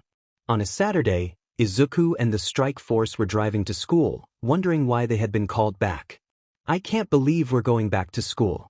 We already spent Friday there. Why do we need to go back? Wolf asked. Maybe they have another mission for us? Ninja suggested. Look, whatever it is, we'll pull through and get the job done like we always do, Deku replied. Well said, Deku. Let's see what Nizu and Dimension Girl have in store for us, Knight added. All right, we're here, Brawler announced as they arrived. They walked into the school, finding the halls empty. Approaching Class 1A, they noticed a note on the door. Dear Strike Force, come to the back of the school for your assignment. Signed, Nizu and Dimension Girl. Let's move, Deku urged, and they rushed outside to the back of the school. There, they were greeted by the entire Class 1A, Class 1B, Nizu, Aizawa, Dimension Girl, Knight's girlfriends, Hancock, Miruko, the Big Three and 5 Aries. Happy Strike Day, everyone shouted. W. The strike force exclaimed in surprise. Deku, filled with excitement, asked, What is all this? We want to thank you for all you've done, so we decided to create a holiday that celebrates you guys. And I have a surprise for you at the end, Dimension Girl explained. The strike force smiled, grateful for the appreciation. Knight was soon tackled and kissed by his girlfriends, while Brawler was pulled into a kiss by Boa Hancock. Miruko pounced on Wolf, kissing him as he held her by her legs, and Deku was kissed by Achiko. Mineta and Kaminari, feeling left out, cried, This isn't fair. The 4 Aries ran up, hugging their dads, leaving everyone in shock at the unexpected titles. Daddy, are you okay? One of the Aries asked Ninja, who forced a smile in response. I'm fine, sweetie, he replied. Let's get this party started. Brawler shouted. Yeah. Everyone cheered, except for Ninja, who remained contemplative. Everyone began to dance, enjoy rides, savor various foods, and interact with one another. Meanwhile, Ninja leaned against a concession stand with a sad expression. DG noticed him and walked over. Hey, she said. He looked up. Hey, why are you just sitting here while your brothers and daughter are having a fun time? She asked. It's just that all my life, I've focused on being a hero and never once thought about having a relationship. I want to be with a nice, beautiful, and kind girl. DG looked at him for a moment, then decided to be brave. She held out her hand. You want to hang out? Ninja smiled and took her hand, and they headed off into the carnival. As they enjoyed themselves, Ninja had an idea. I have an announcement, he called out to everyone. Everyone turned to the stage and saw Ninja and DG standing there with microphones. Ninja continued, DG and I would like to perform a song for you all. How does that sound? The crowd cheered, yeah. They began to sing about having a good time, celebrating the joy of the moment. Just as they were getting into it, they were interrupted when the MFH emerged from a portal with 4 Nomus. Happy Strike Day, Deku! VD shouted. And we have the perfect present for you. Stain added. Your destruction. Carnage declared. Deku responded, well, we have a legion of heroes here, don't we guys? The heroes shouted in agreement, yeah. VD smirked. Well, let's fix that, shall we? He pulled out a piece of the Siege Perilous and trapped all the heroes, except for the Strike Force, inside a yellow stasis bubble. Hey, let them go! Ninja shouted. Come make us! Carnage laughed maniacally. The Nomus charged at Deku, Knight, Wolf, and Ninja, and a fierce battle ensued. Meanwhile, the MFH surrounded Brawler. You die today, Brawler. Carnage taunted. Brawler replied, so, you came here to kill me. Hate to disappoint you, but that is not going to happen. So says you, VD sneered. We have to help Brawler. Deku shouted, but was punched in the face. Tell me something I don't know. Wolf exclaimed as he blocked a kick from a skinny Nomu. Get him. VD commanded. Stain rushed toward Brawler. After Carnage was knocked into a concession stand, Brawler thought he was victorious until he suddenly felt paralyzed and couldn't move. Why can't I move? He wondered. Paralyzation just do, Stain said as he approached with his blade drawn. Leave him alone. Ninja yelled. All 4 of them cried out, Brother, with tears in their eyes. S.T.R.I.K.E sobbed, Daddy. Brawler fell to the ground, blood trickling from his mouth, as VD and Stain circled him. Finish him, VD ordered. Stain prepared to stab Brawler, but suddenly a grenade flew in their direction, blasting them away. A blonde-haired man jumped out of a portal. Who the hell are you? VD shouted. I'm the new member of Strike Force, Izuku Bakugo, aka Ground Zero, he declared. The crowd gasped in surprise. What the hell? Bakugo exclaimed. Deku was confused. A universe where I'm Kaken? Ground Zero clarified. No. I'm the twin brother of Katsuki Bakugo. Bakugo was taken aback. My brother? I don't care who you are. I'm going to kill you. Carnage roared with laughter. Carnage sent spiked tendrils at Ground Zero, but he propelled himself above them, determined to finish Carnage quickly. Howitzer! Impact! He shouted. Carnage screamed as he flew backward, beginning to fall apart, realizing fire was his weakness. He separated from the Izuku inside and ran toward it. No. I need him. Izuku cried out.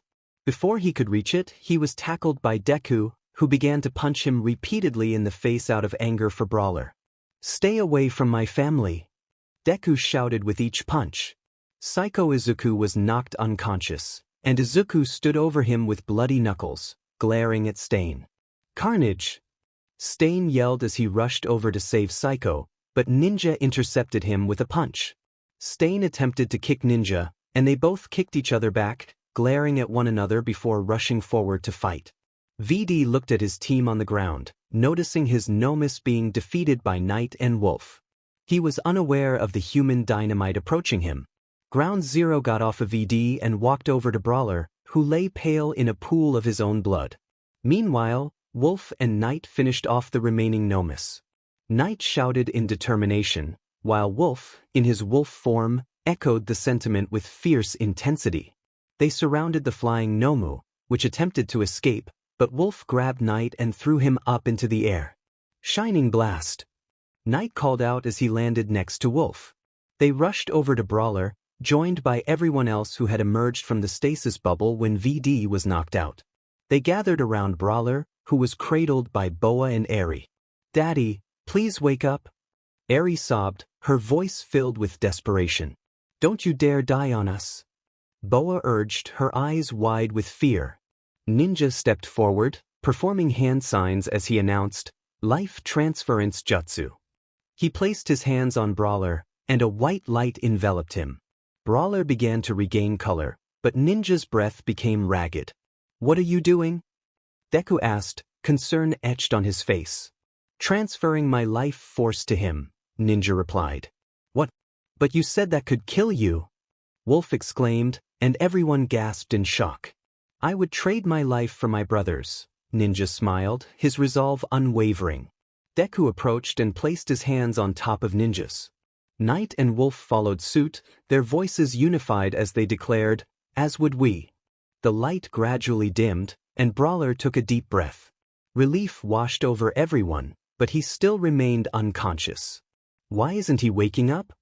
Boa asked, worry creeping into her voice. It will take some time for his body to fully heal, Ninja explained. Wait, what about the MFH? Wolf interjected, glancing around. They all looked, only to find the MFH had vanished. We'll get them next time, Knight assured.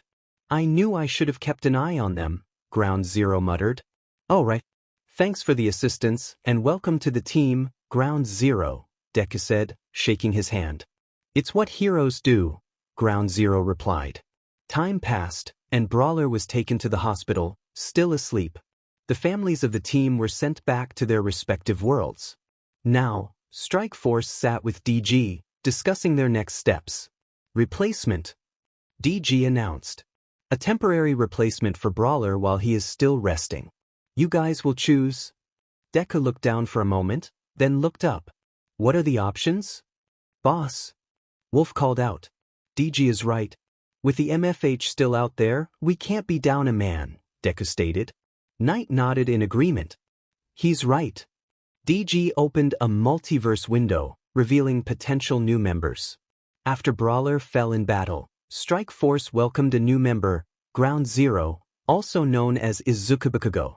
However, Brawler's injuries would take time to heal, so DG was giving them a choice for a substitution. Strike Force stood outside their base, waiting for DG to return with their new member. Are you sure we made the right decision? Ninja asked, uncertainty in his voice. We can't be down a man, especially now that VD has a piece of the Siege Perilous, Deku replied. Look, when the new member gets here, we treat him with respect and not like we feel he is replacing Brawler, Knight instructed. You don't have to worry about me. I think this guy will pull his weight, Wolf assured. Suddenly, a portal opened, and DG stepped through. Strike Force, say hello to your new member of Strike Force, Spider-Man, DG announced. Hey guys. Spider-Man greeted. Deku walked up to him, extending his hand for a handshake, which Spider-Man accepted. Welcome to the team, Deku said warmly. I look forward to fighting alongside you, Knight added. You better show me something amazing, Wolf challenged. Ground Zero asked, so when do we get back to our missions? Actually, it is time for your final missions, DG replied. Everyone exclaimed in surprise, what? But what about the MFH? Deku questioned. That's just it. Now that they have pieces of the Siege Perilous, we have to collect them before they do, DG explained. What is our mission? Ninja inquired. Each of you will go out on your own to find a piece of the Siege Perilous. If you split up, you will cover more ground, DG instructed, handing each of them a tracker. Everyone suit up, Deku commanded. They all went inside to put on their suits. When they met outside, DG opened the portals and called out to Ninja. Ninja! Ninja turned slightly, surprised but embracing the moment as he held DG by her waist. The others looked at them with knowing smiles. They soon separated, both blushing and smiling at each other. Putting that aside for a moment, I wish you all luck in your final battles, DG said, her cheeks still flushed. Strike Force nodded, and each of them stepped into their portals, ready to search for the last pieces of the Siege Perilous. Izuku couldn't believe this was his last mission with his brothers. He felt a mix of sadness and determination as he thought about the journey they had shared. However, he knew that VD had to be stopped. As he approached the end of the swirling hole, he jumped through it and landed on what appeared to be a flying fortress. Looking down, he exclaimed, "Where am I? And why do I feel different?" A voice interrupted his thoughts. "Why and how did you get on here?"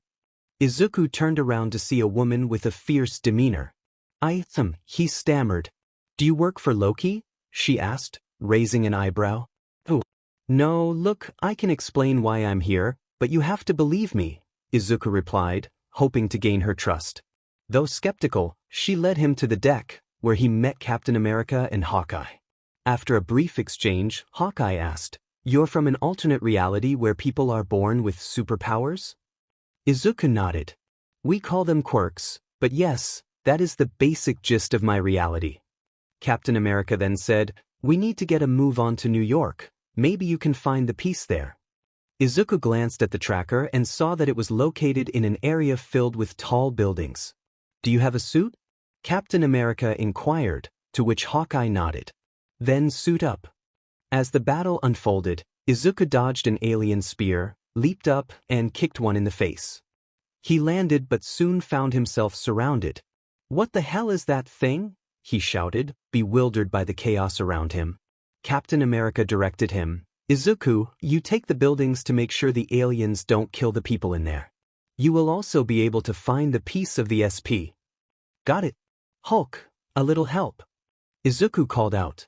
He jumped onto Hulk's hand, and Hulk threw him into the air. Izuku landed on a building and ran to the edge, using his black tendrils to swing across. He spotted a Kree about to blast a building and shouted, "Heads up!" After a series of intense moments, Izuku found himself panting on a rooftop. He heard beeping from his tracker, which indicated that the piece was nearby. Quickly scanning the area, he discovered it under a broken flower pot.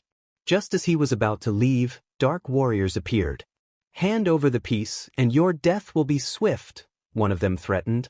Izuku, putting the piece in his pocket, replied defiantly, "Bring it." After a fierce confrontation, he looked around and saw that all the dark warriors were down. One remained conscious, and he approached him. "Here to kill me?" the warrior asked weakly. "No," Izuku said. "Tell villain Deku that I'm coming for him." With that, he jumped off the building and ran back toward Captain America. As the battle raged on, Izuku found himself thrown over a car, enduring a brutal assault. In his thoughts, he lamented, "No, I can't die like this." Just as he began to lose consciousness, he found himself in a dark void, falling but feeling a presence on his back. "No matter what, we're with you," a voice said. "They need a hero," another voice chimed in. "Go, Deku," a familiar voice urged. "Never give up," called another. "Show them what Class 1A can do," his classmates shouted in unison. When Izuku hit the surface, he managed to shake off the aliens that had been on him. He jumped up and declared, "It's time to be plus ultra." Later, he ran up to Captain America and Thor, panting. "How are you holding up, young warrior?" Thrust. "I've been better," Izuku replied, trying to catch his breath. Suddenly, he received a call from his tracker. It sounded like DG. "Izuku, the MFH are attacking the S.T.R.I.K.E base. We need you here now." "I'm on my way." Izuku responded urgently. Captain America noticed his distress. "You got trouble?" "Yeah, thanks for allowing me to fight alongside you guys," Izuku said gratefully. "The pleasure was ours, young warrior. Whenever you need us, we're there," Thor assured him. "Not now, though," Tony added with a grin. Izuku chuckled, "See you around, Avengers." As a portal opened beneath him, he fell through, racing back to the S.T.R.I.K.E base to uncover the emergency. Meanwhile, in a different part of the world, Wolf reflected on how he never expected their adventures to end. He had assumed the fun times would last forever, but now he was approaching a new world. As he dropped into a city with damaged buildings and empty streets, he heard fighting and rushed toward it. There, he found superheroes battling aliens. The heroes turned to face the incoming threat. "Keep them coming, I can do this all night," Green Lantern shouted. Wolf let out a fierce howl as he charged at the aliens. He jumped, reeling his leg back, and delivered a powerful kick that sent one alien crashing into nearby cars. More aliens rushed toward him, but he ducked and picked one up, ready to fight. "Who is that kid?" Batman asked, observing Wolf's fierce determination. "Hey, I'm Wolf," he introduced himself confidently. "Wait, you're like a wolf, and your name is Wolf?" Green Lantern laughed. "Hey, smarts, how about you shut up before I do what I did to that last alien?" Wolf shot back, causing Green Lantern to fall silent. Batman approached Wolf, curious. Where did you come from? Why are you here? Wonder Woman interjected, what are you doing? He's a young warrior trying to help people. Wolf explained, I'm here to help, but I'm not from this world. Batman pressed further, what do you mean? After a brief explanation, Superman expressed surprise. An entirely different universe? It sounds impossible. Wolf replied, how is that possible? Batman continued, so, you're here to track the piece down. Hopefully, whoever is responsible for the parademons doesn't have it. Wolf took a deep breath, appreciating the moment. Nice one, Lantern, he exclaimed. As the scene continued, Wolf jumped up and kicked a member of the opposing force in the face before landing on top of him. Later, Wolf found himself punched in the face by one of the enemies. He turned back, a fierce determination in his eyes. Big mistake, he said, grabbing the enemy's arm and sending him crashing into a nearby car. With a powerful leap, he propelled himself into the air, causing the enemies to be blown back into buildings. This kid is impressive, Shazam remarked. You got that right? Wolf replied confidently. As the action unfolded, Wolf focused on his mission. If that's the plan, then we are, he began, but was interrupted by a beeping sound from his tracker. He looked down and realized that the piece he was searching for was inside Darkseid. The thing you're looking for is inside that monster. Looks like you'll have to follow my plan, Green Lantern added. Well, looks like it's time to get serious, Wolf said, getting down on all fours. What are you doing? Shazam asked, confused. Demon Wolf, six-tail form. Rah. Wolf roared. Wow. Shazam exclaimed, taken aback. He looks like the raging beast of Amazon, Wonder Woman noted. Demon Wolf, let's do this, Wolf declared. With renewed determination, Wolf rushed towards Darkseid, shouting, I got your back, Shazam. As he charged, Darkseid released Shazam. Wolf leaped at Darkseid, delivering rapid punches. Just as he was about to hit the water, Cyborg caught him. You all right? Cyborg asked. Yeah, thanks man, Wolf replied, his voice deep and powerful. He was dropped into the water but quickly began running on its surface. Back off! Wolf shouted, leaping into the air and slashing his claws down at Darkseid. You filth! Darkseid roared in response. Bring it! Wolf challenged. Darkseid charged at Wolf and landed a punch, but Wolf quickly countered. Eat it, Darkseid, he shouted, then walked over to Wonder Woman, extending his hand to help her up. Shall we? He asked, pointing upwards. Without a doubt, she replied, and together they jumped into the air. In another moment, Wolf jumped on Darkseid alongside Flash, digging his hand into Darkseid's head to retrieve the piece. They both landed safely on a green platform created by Green Lantern. Everyone move! Wolf commanded, and the team quickly complied. Darkseid was blasted into a portal, and as the chaos settled, Wolf received a call from DG. Wolf, the enemies are attacking the S.T.R.I.K.E base. We need you here now. DG urged. I'm on my way. Wolf responded.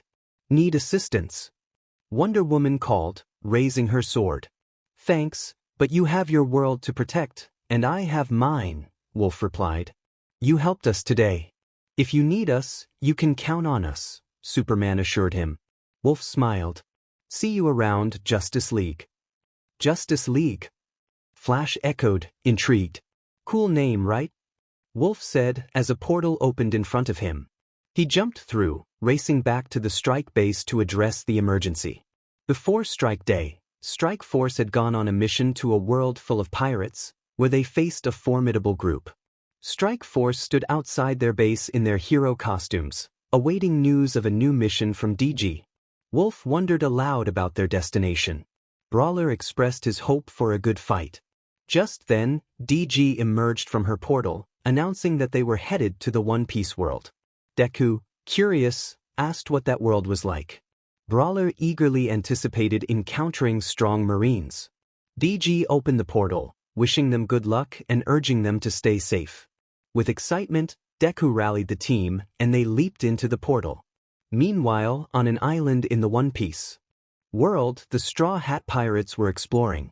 Luffy expressed his disappointment at the lack of excitement, while Usopp pointed out that excitement often meant dangerous situations. Chopper hoped to find ingredients for medicine, and Zoro lamented the deserted nature of the island, wishing for some booze.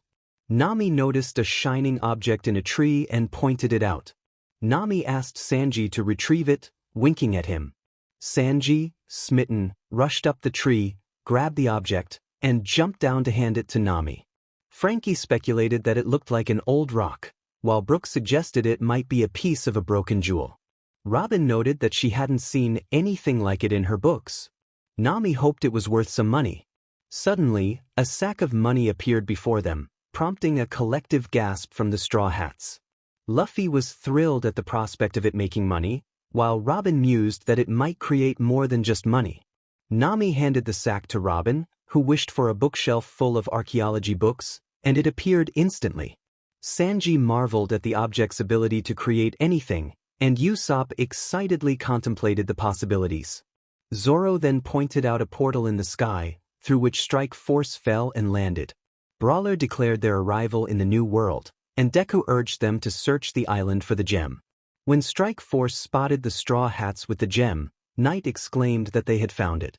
Wolf was ready for action, but Deku suggested they try talking first. He introduced himself as Izuku Midoriya and mentioned the gem. Suddenly, a girl with red hair, a bloody head, and tattered clothes approached, limping. A ninja whispered to his brothers that it was S.T.R.I.K.E, using a transformation technique. S.T.R.I.K.E accused Deku and his brothers of ransacking her village and forcing her to reveal the location of her family's jewels, which were hidden to prevent their power from being misused. Sanji, furious, defended the girl, while Deku insisted that S.T.R.I.K.E was lying. Luffy, taking action, threw the jewel to the girl, urging her to escape. Grateful, she thanked him and ran off. Wolf called for Strike Force to pursue, but the Straw Hats blocked their path. Frankie declared that they would have to get through them first. Brawler turned to Deku for guidance, who decided they had to fight. Luffy launched a Gum pistol attack, but Deku evaded it and countered with a kick, only for Luffy to retaliate with a Gum bell. As Deku hit the ground, he quickly stood up, glaring at Luffy, and they charged at each other. Meanwhile, the ninja faced Zoro, who recognized him as a fellow swordsman and noted his youth. The ninja insisted they were not thieves and demanded Zoro step aside. Brawler found himself battling Sanji, who was determined to avenge the girl. Brawler argued that they were not the villains and that the fate of the world was at stake. Sanji, undeterred, vowed to make them pay. As they fought, Sanji aimed a kick, which Brawler dodged. Brawler attempted a punch, but Sanji blocked it with his leg, and they continued to brawl.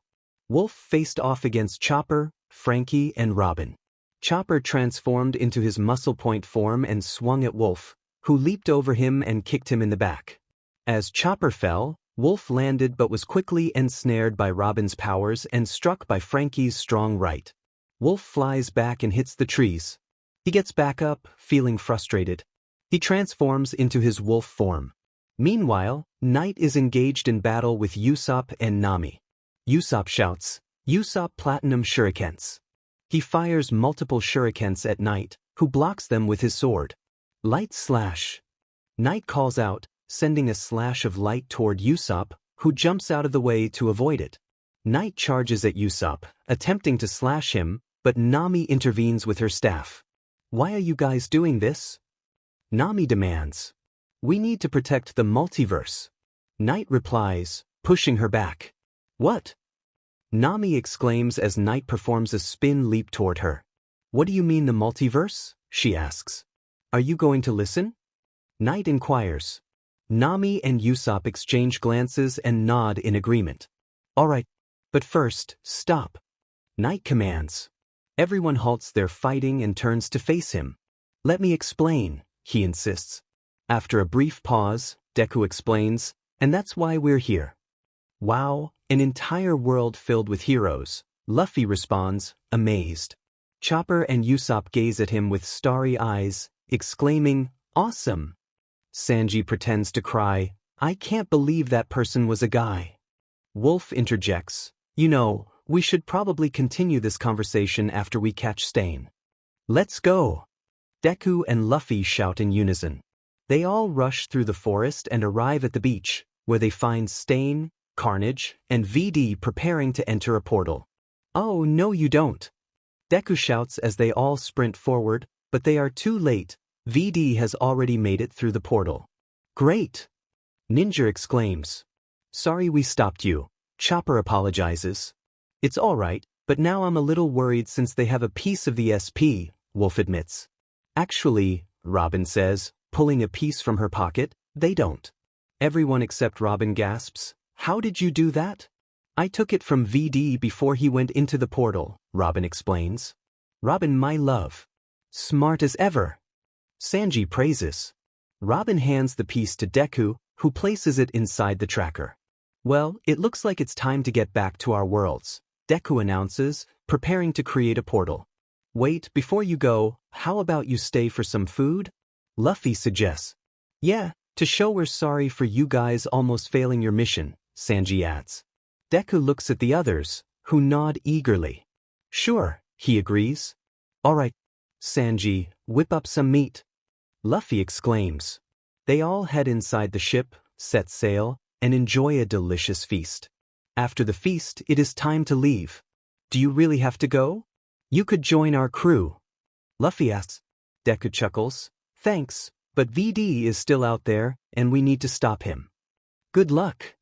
Zoro wishes them. "Tell the world of my greatness." Usopp shouts. "All of you are super." Frankie adds enthusiastically. "Whenever you need us, we're there." Luffy promises. Later, Straw Hats. Night calls out. Strike Force leaps through the portal, waving goodbye to their new friends. Previously on Strike Force, the team welcomed the new member Spider-Man and embarked on their final mission to retrieve the pieces of the Siege Perilous. Spider-Man thought to himself, "I can't believe this is my only mission with them. Then again, I'm just a substitute. Looks like I'm coming up on the new world." He lands in New York City and begins tracking the piece until he spots another spider swinging by. He looks over the building and sees it's another spider heading for the woods. He decides to follow her. After a while, Spider-Man loses her in the woods. He continues swinging until he hears blasters and heads toward the sound. He arrives at the scene of two spiders fleeing from scientists armed with blasters and a lady with octopus arms. When the smaller one starts to swing away, he decides to take out the scientists. "Another one?" a scientist exclaims. "You're going down." Spider-Man retorts. He web shoots their faces, swings high into the air, and electrifies his fist. The blast knocks all of the scientists into the trees, incapacitating them. Spider-Man then approaches the other Spider-Men and women. "Hey guys!" Izuku calls out as he swings down to them. "Another Spider-Man?" Miles asks, surprised. "I'll explain on the way," Izuku replies, swinging into the trees. Later, the four are on the bus heading back to the city. "Wow, a whole world full of heroes and hero schools." Miles exclaims. "Yeah, so will you guys help me find the piece?" Izuku asks. "Well, you helped us, so it's only fair we help you," Gwen responds. "Awesome." Izuku replies excitedly. Aunt May asks, "And you?" "A world full of heroes," Izuku answers. "Sounds promising," Aunt May comments.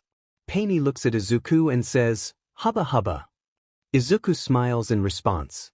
Standing beside Painey, Izuku praises her, "Nice work, Painey," as she hops out of a speedy, finishing her task.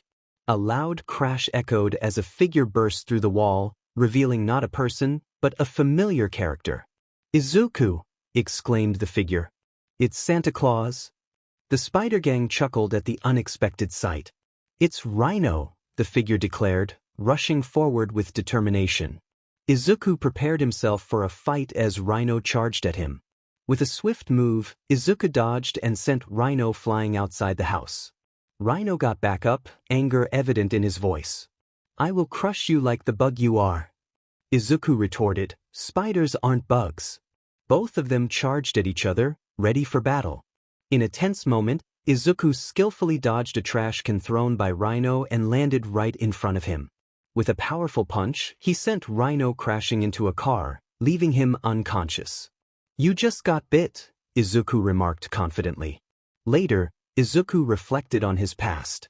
For me, it was my mentor, he said, his expression turning somber. As the action continued, Izuku swung through the air, expertly dodging blasters and aiming for his target. Suddenly, he landed on a building, only to be met with a fist from Rhino.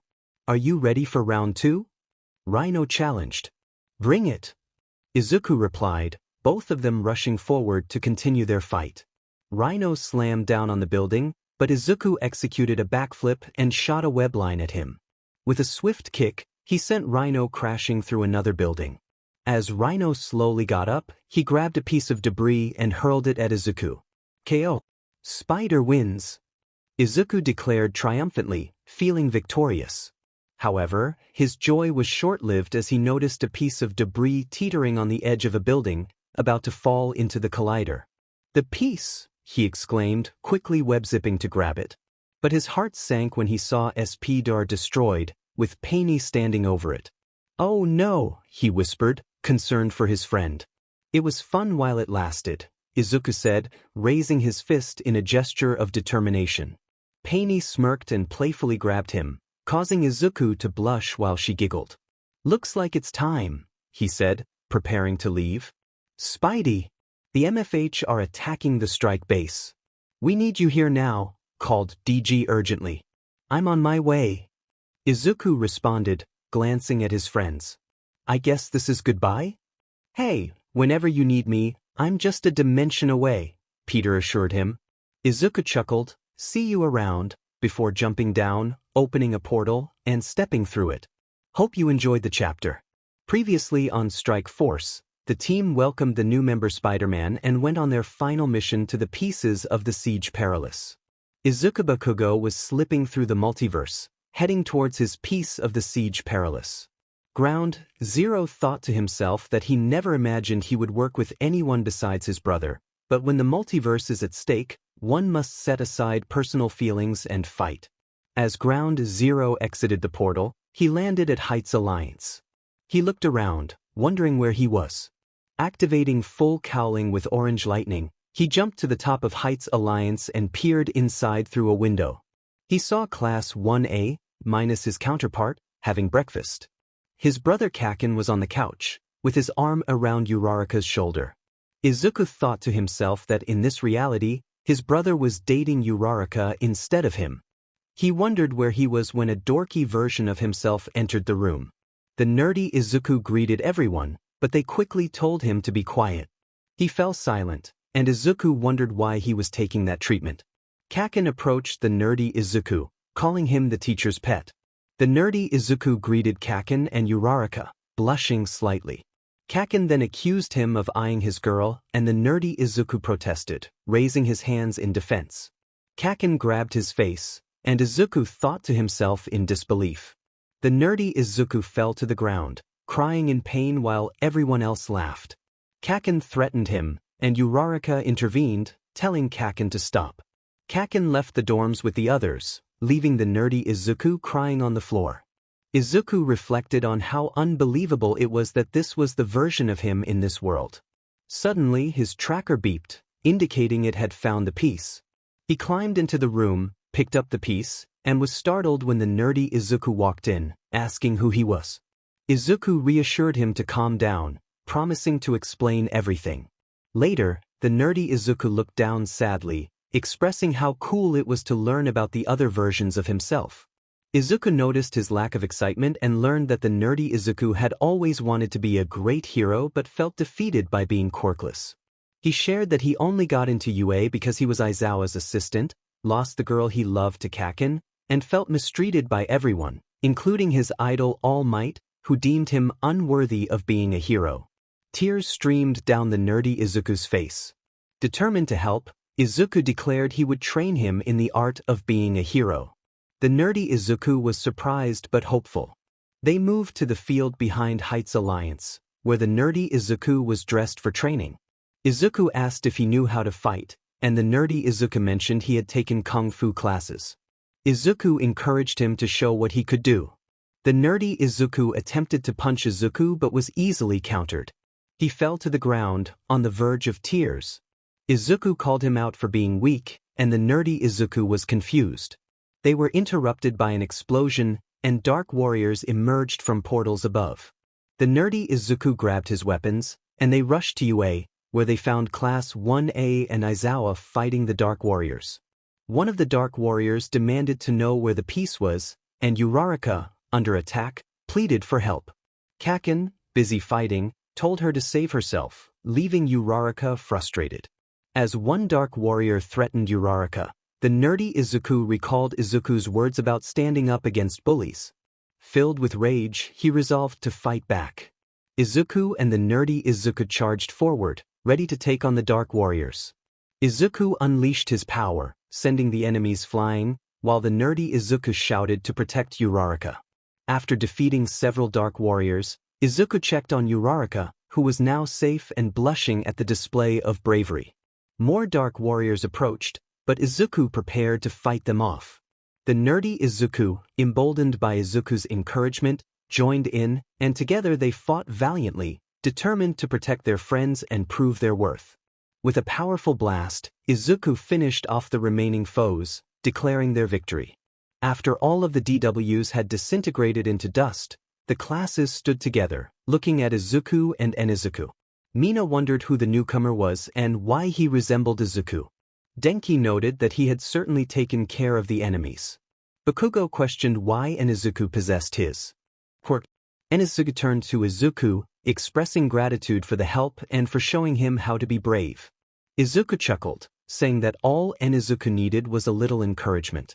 Suddenly, a voice called out urgently, announcing that the MFH were attacking the strike base and needed Izuku immediately. Izuku acknowledged the call and turned to Enizuku, saying goodbye.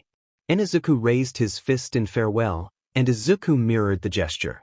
Izuku opened a portal and jumped through, waving goodbye. Enizuku then glanced over at Uraraka and began to walk toward her, but Katsuki blocked his path, accusing him of eyeing his girl and preparing to throw a punch. Ignoring Katsuki, Enizuku continued to Uraraka.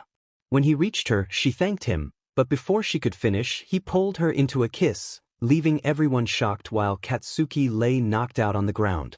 Unbeknownst to them, a man was watching Enizuku through a screen, declaring him worthy. In the previous chapter of Strike Force, the team welcomed a new member, Spider-Man, and embarked on their final mission to locate pieces of the Siege Perilous. The ninja reflected on their adventures, wishing they weren't ending so soon, as they approached a new world. The ninja landed in an old Japanese town, marveling at the scenery and trying to locate their objective. Suddenly, civilians spotted him and panicked, fearing he was a threat. They called for the samurai police force, and the ninja protested that he meant no harm.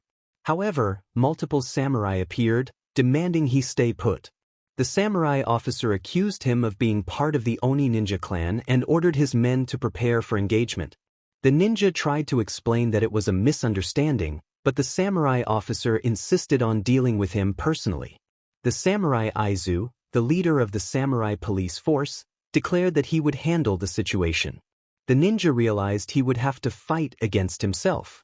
As they clashed, Samurai Izu quickly deduced that the ninja was not from the Oni ninja clan and asked for his identity and purpose. After a brief explanation, they moved to the samurai police force headquarters, where Samurai Izu learned that the ninja was searching for a piece of the Siege Perilous. The ninja expressed disbelief that ninjas were considered evil in this world. Samurai Izu explained that the Oni clan had caused years of hatred toward ninjas. Just then, 3 samurai officers entered, bringing news of an ambush by the Oni clan. They reported that they had encountered strange monsters, almost like magic. The ninja realized that the piece was involved and urged the samurai to take action.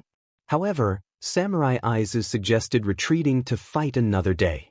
The ninja argued that a true hero would not give up so easily, especially when there were people to protect. Samurai Izu admitted his fear of losing those he cared about, but the ninja encouraged him not to let fear control him. They learned that the Oni leader had something glowing in his hand, which was likely the piece they needed to retrieve. Determined, they set off toward Oni territory, with the ninja leading the way. As they flew through the air, Samurai Izu expressed his amazement at the experience. The ninja shared their plan to sneak in and grab the piece, but they soon spotted hundreds of demonic ninjas below. Realizing stealth was no longer an option, the ninja charged ahead, declaring that he would not let fear control him. He unleashed a powerful fire attack, disintegrating the leading forces and demanding the piece be surrendered. The Oni leader laughed, confident in his numbers, but Samurai Izu joined the ninja, declaring that he too would not be controlled by fear. Together, they leaped into battle, determined to fight against the overwhelming odds. As they fought valiantly, the Oni leader grew frustrated at the sight of his army falling to just 2 opponents.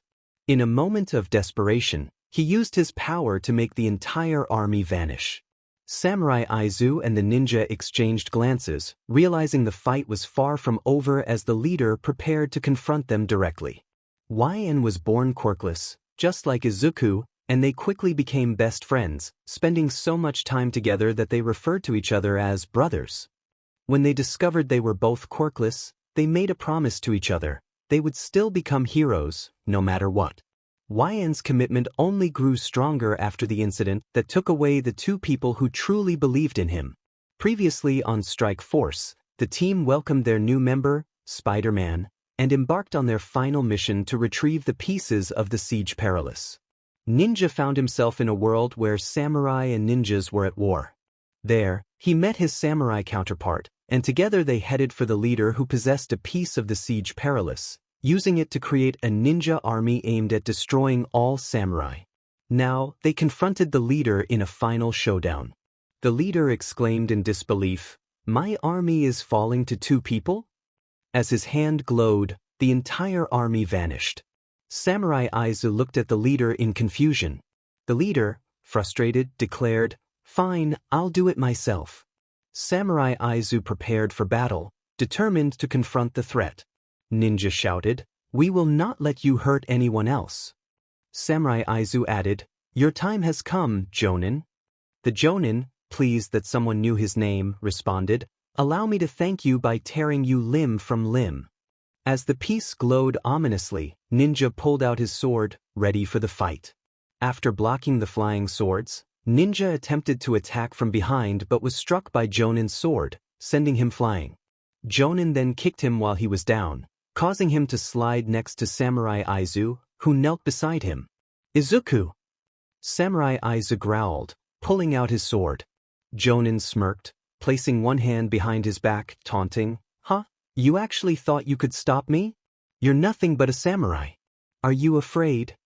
Samurai Izu looked up at the sky, recalling Ninja's words, "Don't let fear control you." His eyes widened, transforming into a determined glare. "Yeah, I am. But I won't let it stop me from doing what's right." He put his finger to his mouth, summoning a hawk that flew down next to him. "Let's take him down," Samurai Izu said, charging forward. He attempted to land a punch, but Jonin caught him and kneed him away. As Samurai Izu hit the ground, he coughed up a bit of blood. Jonin approached him, declaring, "Time to end this." He raised his fist, but nothing happened. Opening his hand, he found it empty. "What? Looking for this?" Samurai Izu held up the piece triumphantly. Jonin, furious, rushed forward, only to be interrupted by Ninja, who appeared from behind, wielding a chakra blade. "Forgetting someone?" he shouted before delivering a punch to Jonin. "Gah!" Jonin staggered back as Samurai Izu proclaimed, "Your reign is over." He delivered an uppercut, sending Jonin into the air. "Now, Izuku." "Right." Ninja leaped into the air, forming a blue sphere in his hand. "Giant Rasengan." The Rasengan struck Jonin, blasting him back to the ground and creating a large crater. Ninja landed next to Samurai Izu, both of them in disbelief. "We did it. We really did it." "Thank you," Samurai Izu said, handing him the piece. Ninja accepted it, replying, "It's what ninjas do." "So what now?" Suddenly, a voice interrupted, "Ninja! The MFH are attacking the S.T.R.I.K.E base. We need you here now." Ninja realized it was time for him to leave. "Well, from now on I won't let fear dictate my actions." "I will, thanks to you," Samurai Izu said, extending his hand.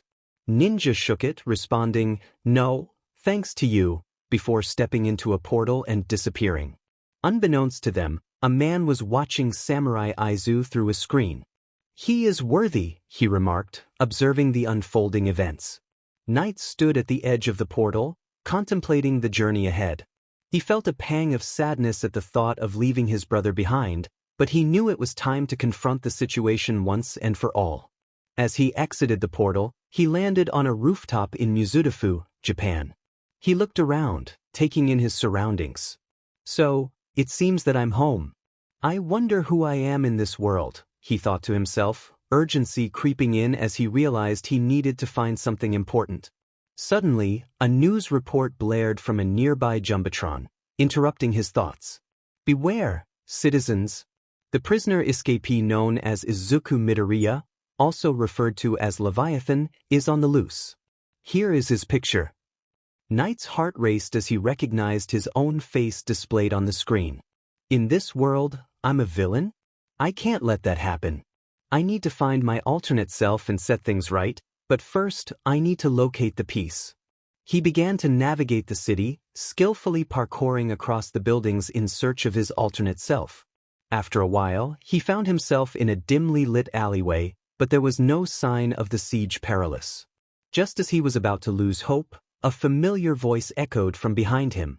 Well, what do we have here?" Izuku turned around to face his alternate self, who appeared darker and more menacing. "I've been looking for you," he said. "Well, you found me. And you know what else you found?" Izuku replied, a sinister grin on his face. "What is that?" Izuku asked, feeling a chill run down his spine. "Your death," Izuku declared, rushing forward. In a split second, Izuku drew Excalibur and blocked the incoming attack. Izuku flipped over him, attempting to kick him, but Izuku quickly grabbed his leg, spinning him through the air and sending him crashing into a pile of trash. He approached Izuku, holding Excalibur to his neck. "Go ahead, finish me off," Izuku taunted. "No, that's not why I'm here," Izuku replied, sheathing his blade. "Then why are you here?" Izuku asked, rising to his feet. "I came to find something and help you," Izuku explained. "You can't help me," Izuku said, starting to walk away. "Wait, just tell me why you became a bad guy." "Please, I want to help," Izuku urged. With a sigh, Izuku relented. "Follow me." He led Izuku into an abandoned building where a tent was set up. "So, tell me why you became a bad guy?" Izuku asked. Izuku hesitated before speaking. "The reason I'm here today is that I couldn't take it anymore." "What do you mean you couldn't take it anymore?" Izuku pressed. "When I first developed my quirk, I was ridiculed by those who saw me as a freak. The pain consumed me, and they pushed me to my limit. I did something that no one could ever forgive me for." "Come on, how bad could it be?" Izuku encouraged. "I left a scratch mark across All Might's eye," Izuku confessed.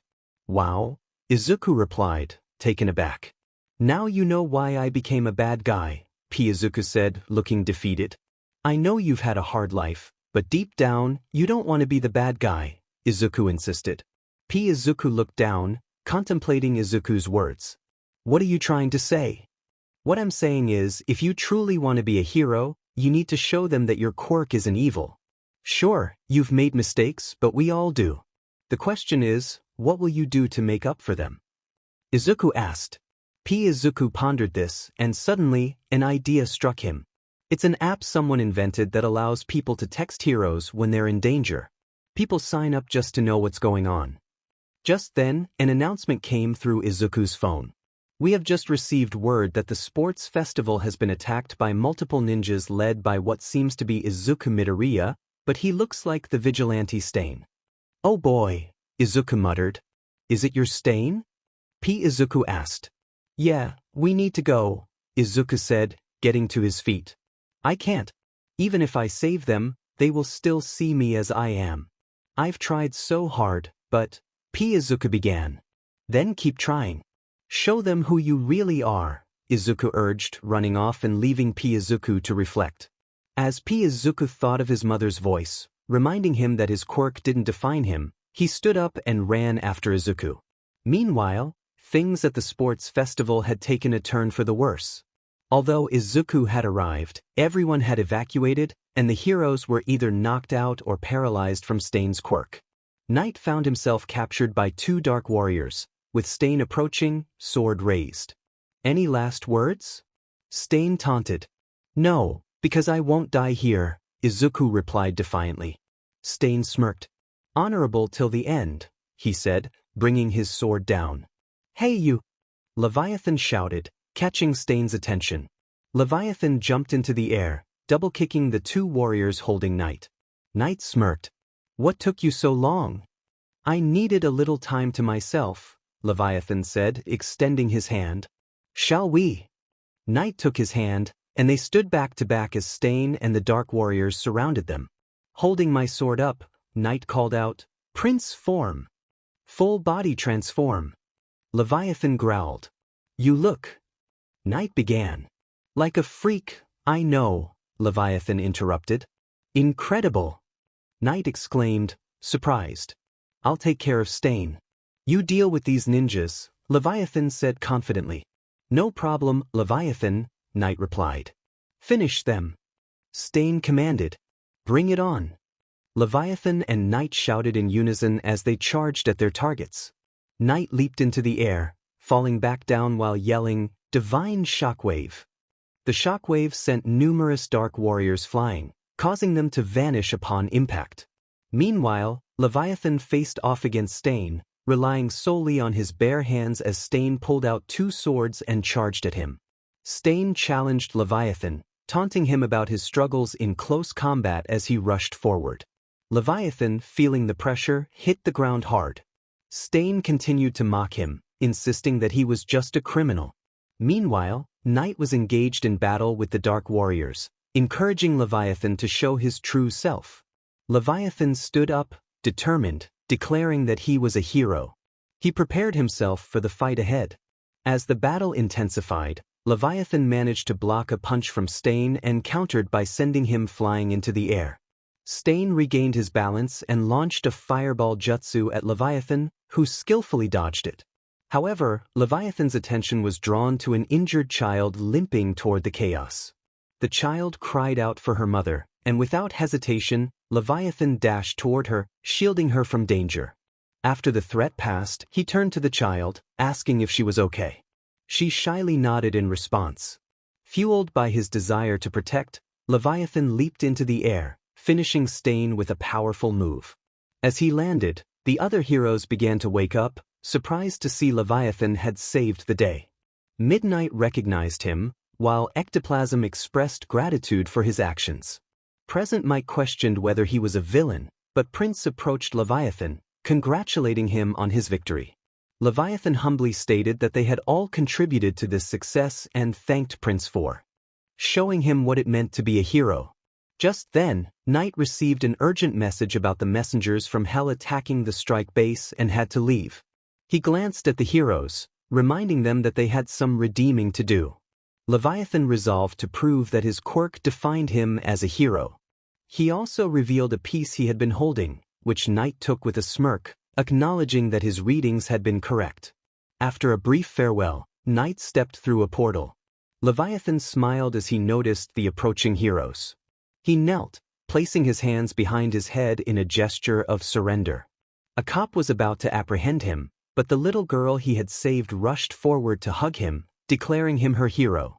The cop insisted she move, but she stood her ground, insisting that Leviathan was indeed her hero. Surprised but touched, Leviathan returned the hug as onlookers reacted in disbelief, calling him a hero. Unbeknownst to him, a man watched Leviathan through a screen, deeming him worthy. Meanwhile, all members of the strike force were called back to the strike base, as the messengers from Hell were attacking and targeting a piece they needed. Their main concern was Brawler, who remained unconscious and alone at the base. They raced to the location as quickly as possible. Upon arrival, the strike force members saw the base engulfed in flames. Izuku confirmed that everyone had received the message, and they all agreed that they needed to help Brawler. Knight urged them to act quickly, and they charged toward the base, only to be confronted by multiple Dark Warriors. Ground Zero expressed frustration at the delay, while Wolf suggested they take down the enemies. With a united battle cry, the strike force rushed forward, determined to fight. They shouted their defiance as they engaged the Dark Warriors, vowing to protect their brother. After a fierce battle, the strike force managed to defeat the Dark Warriors and were ready to rush into the base.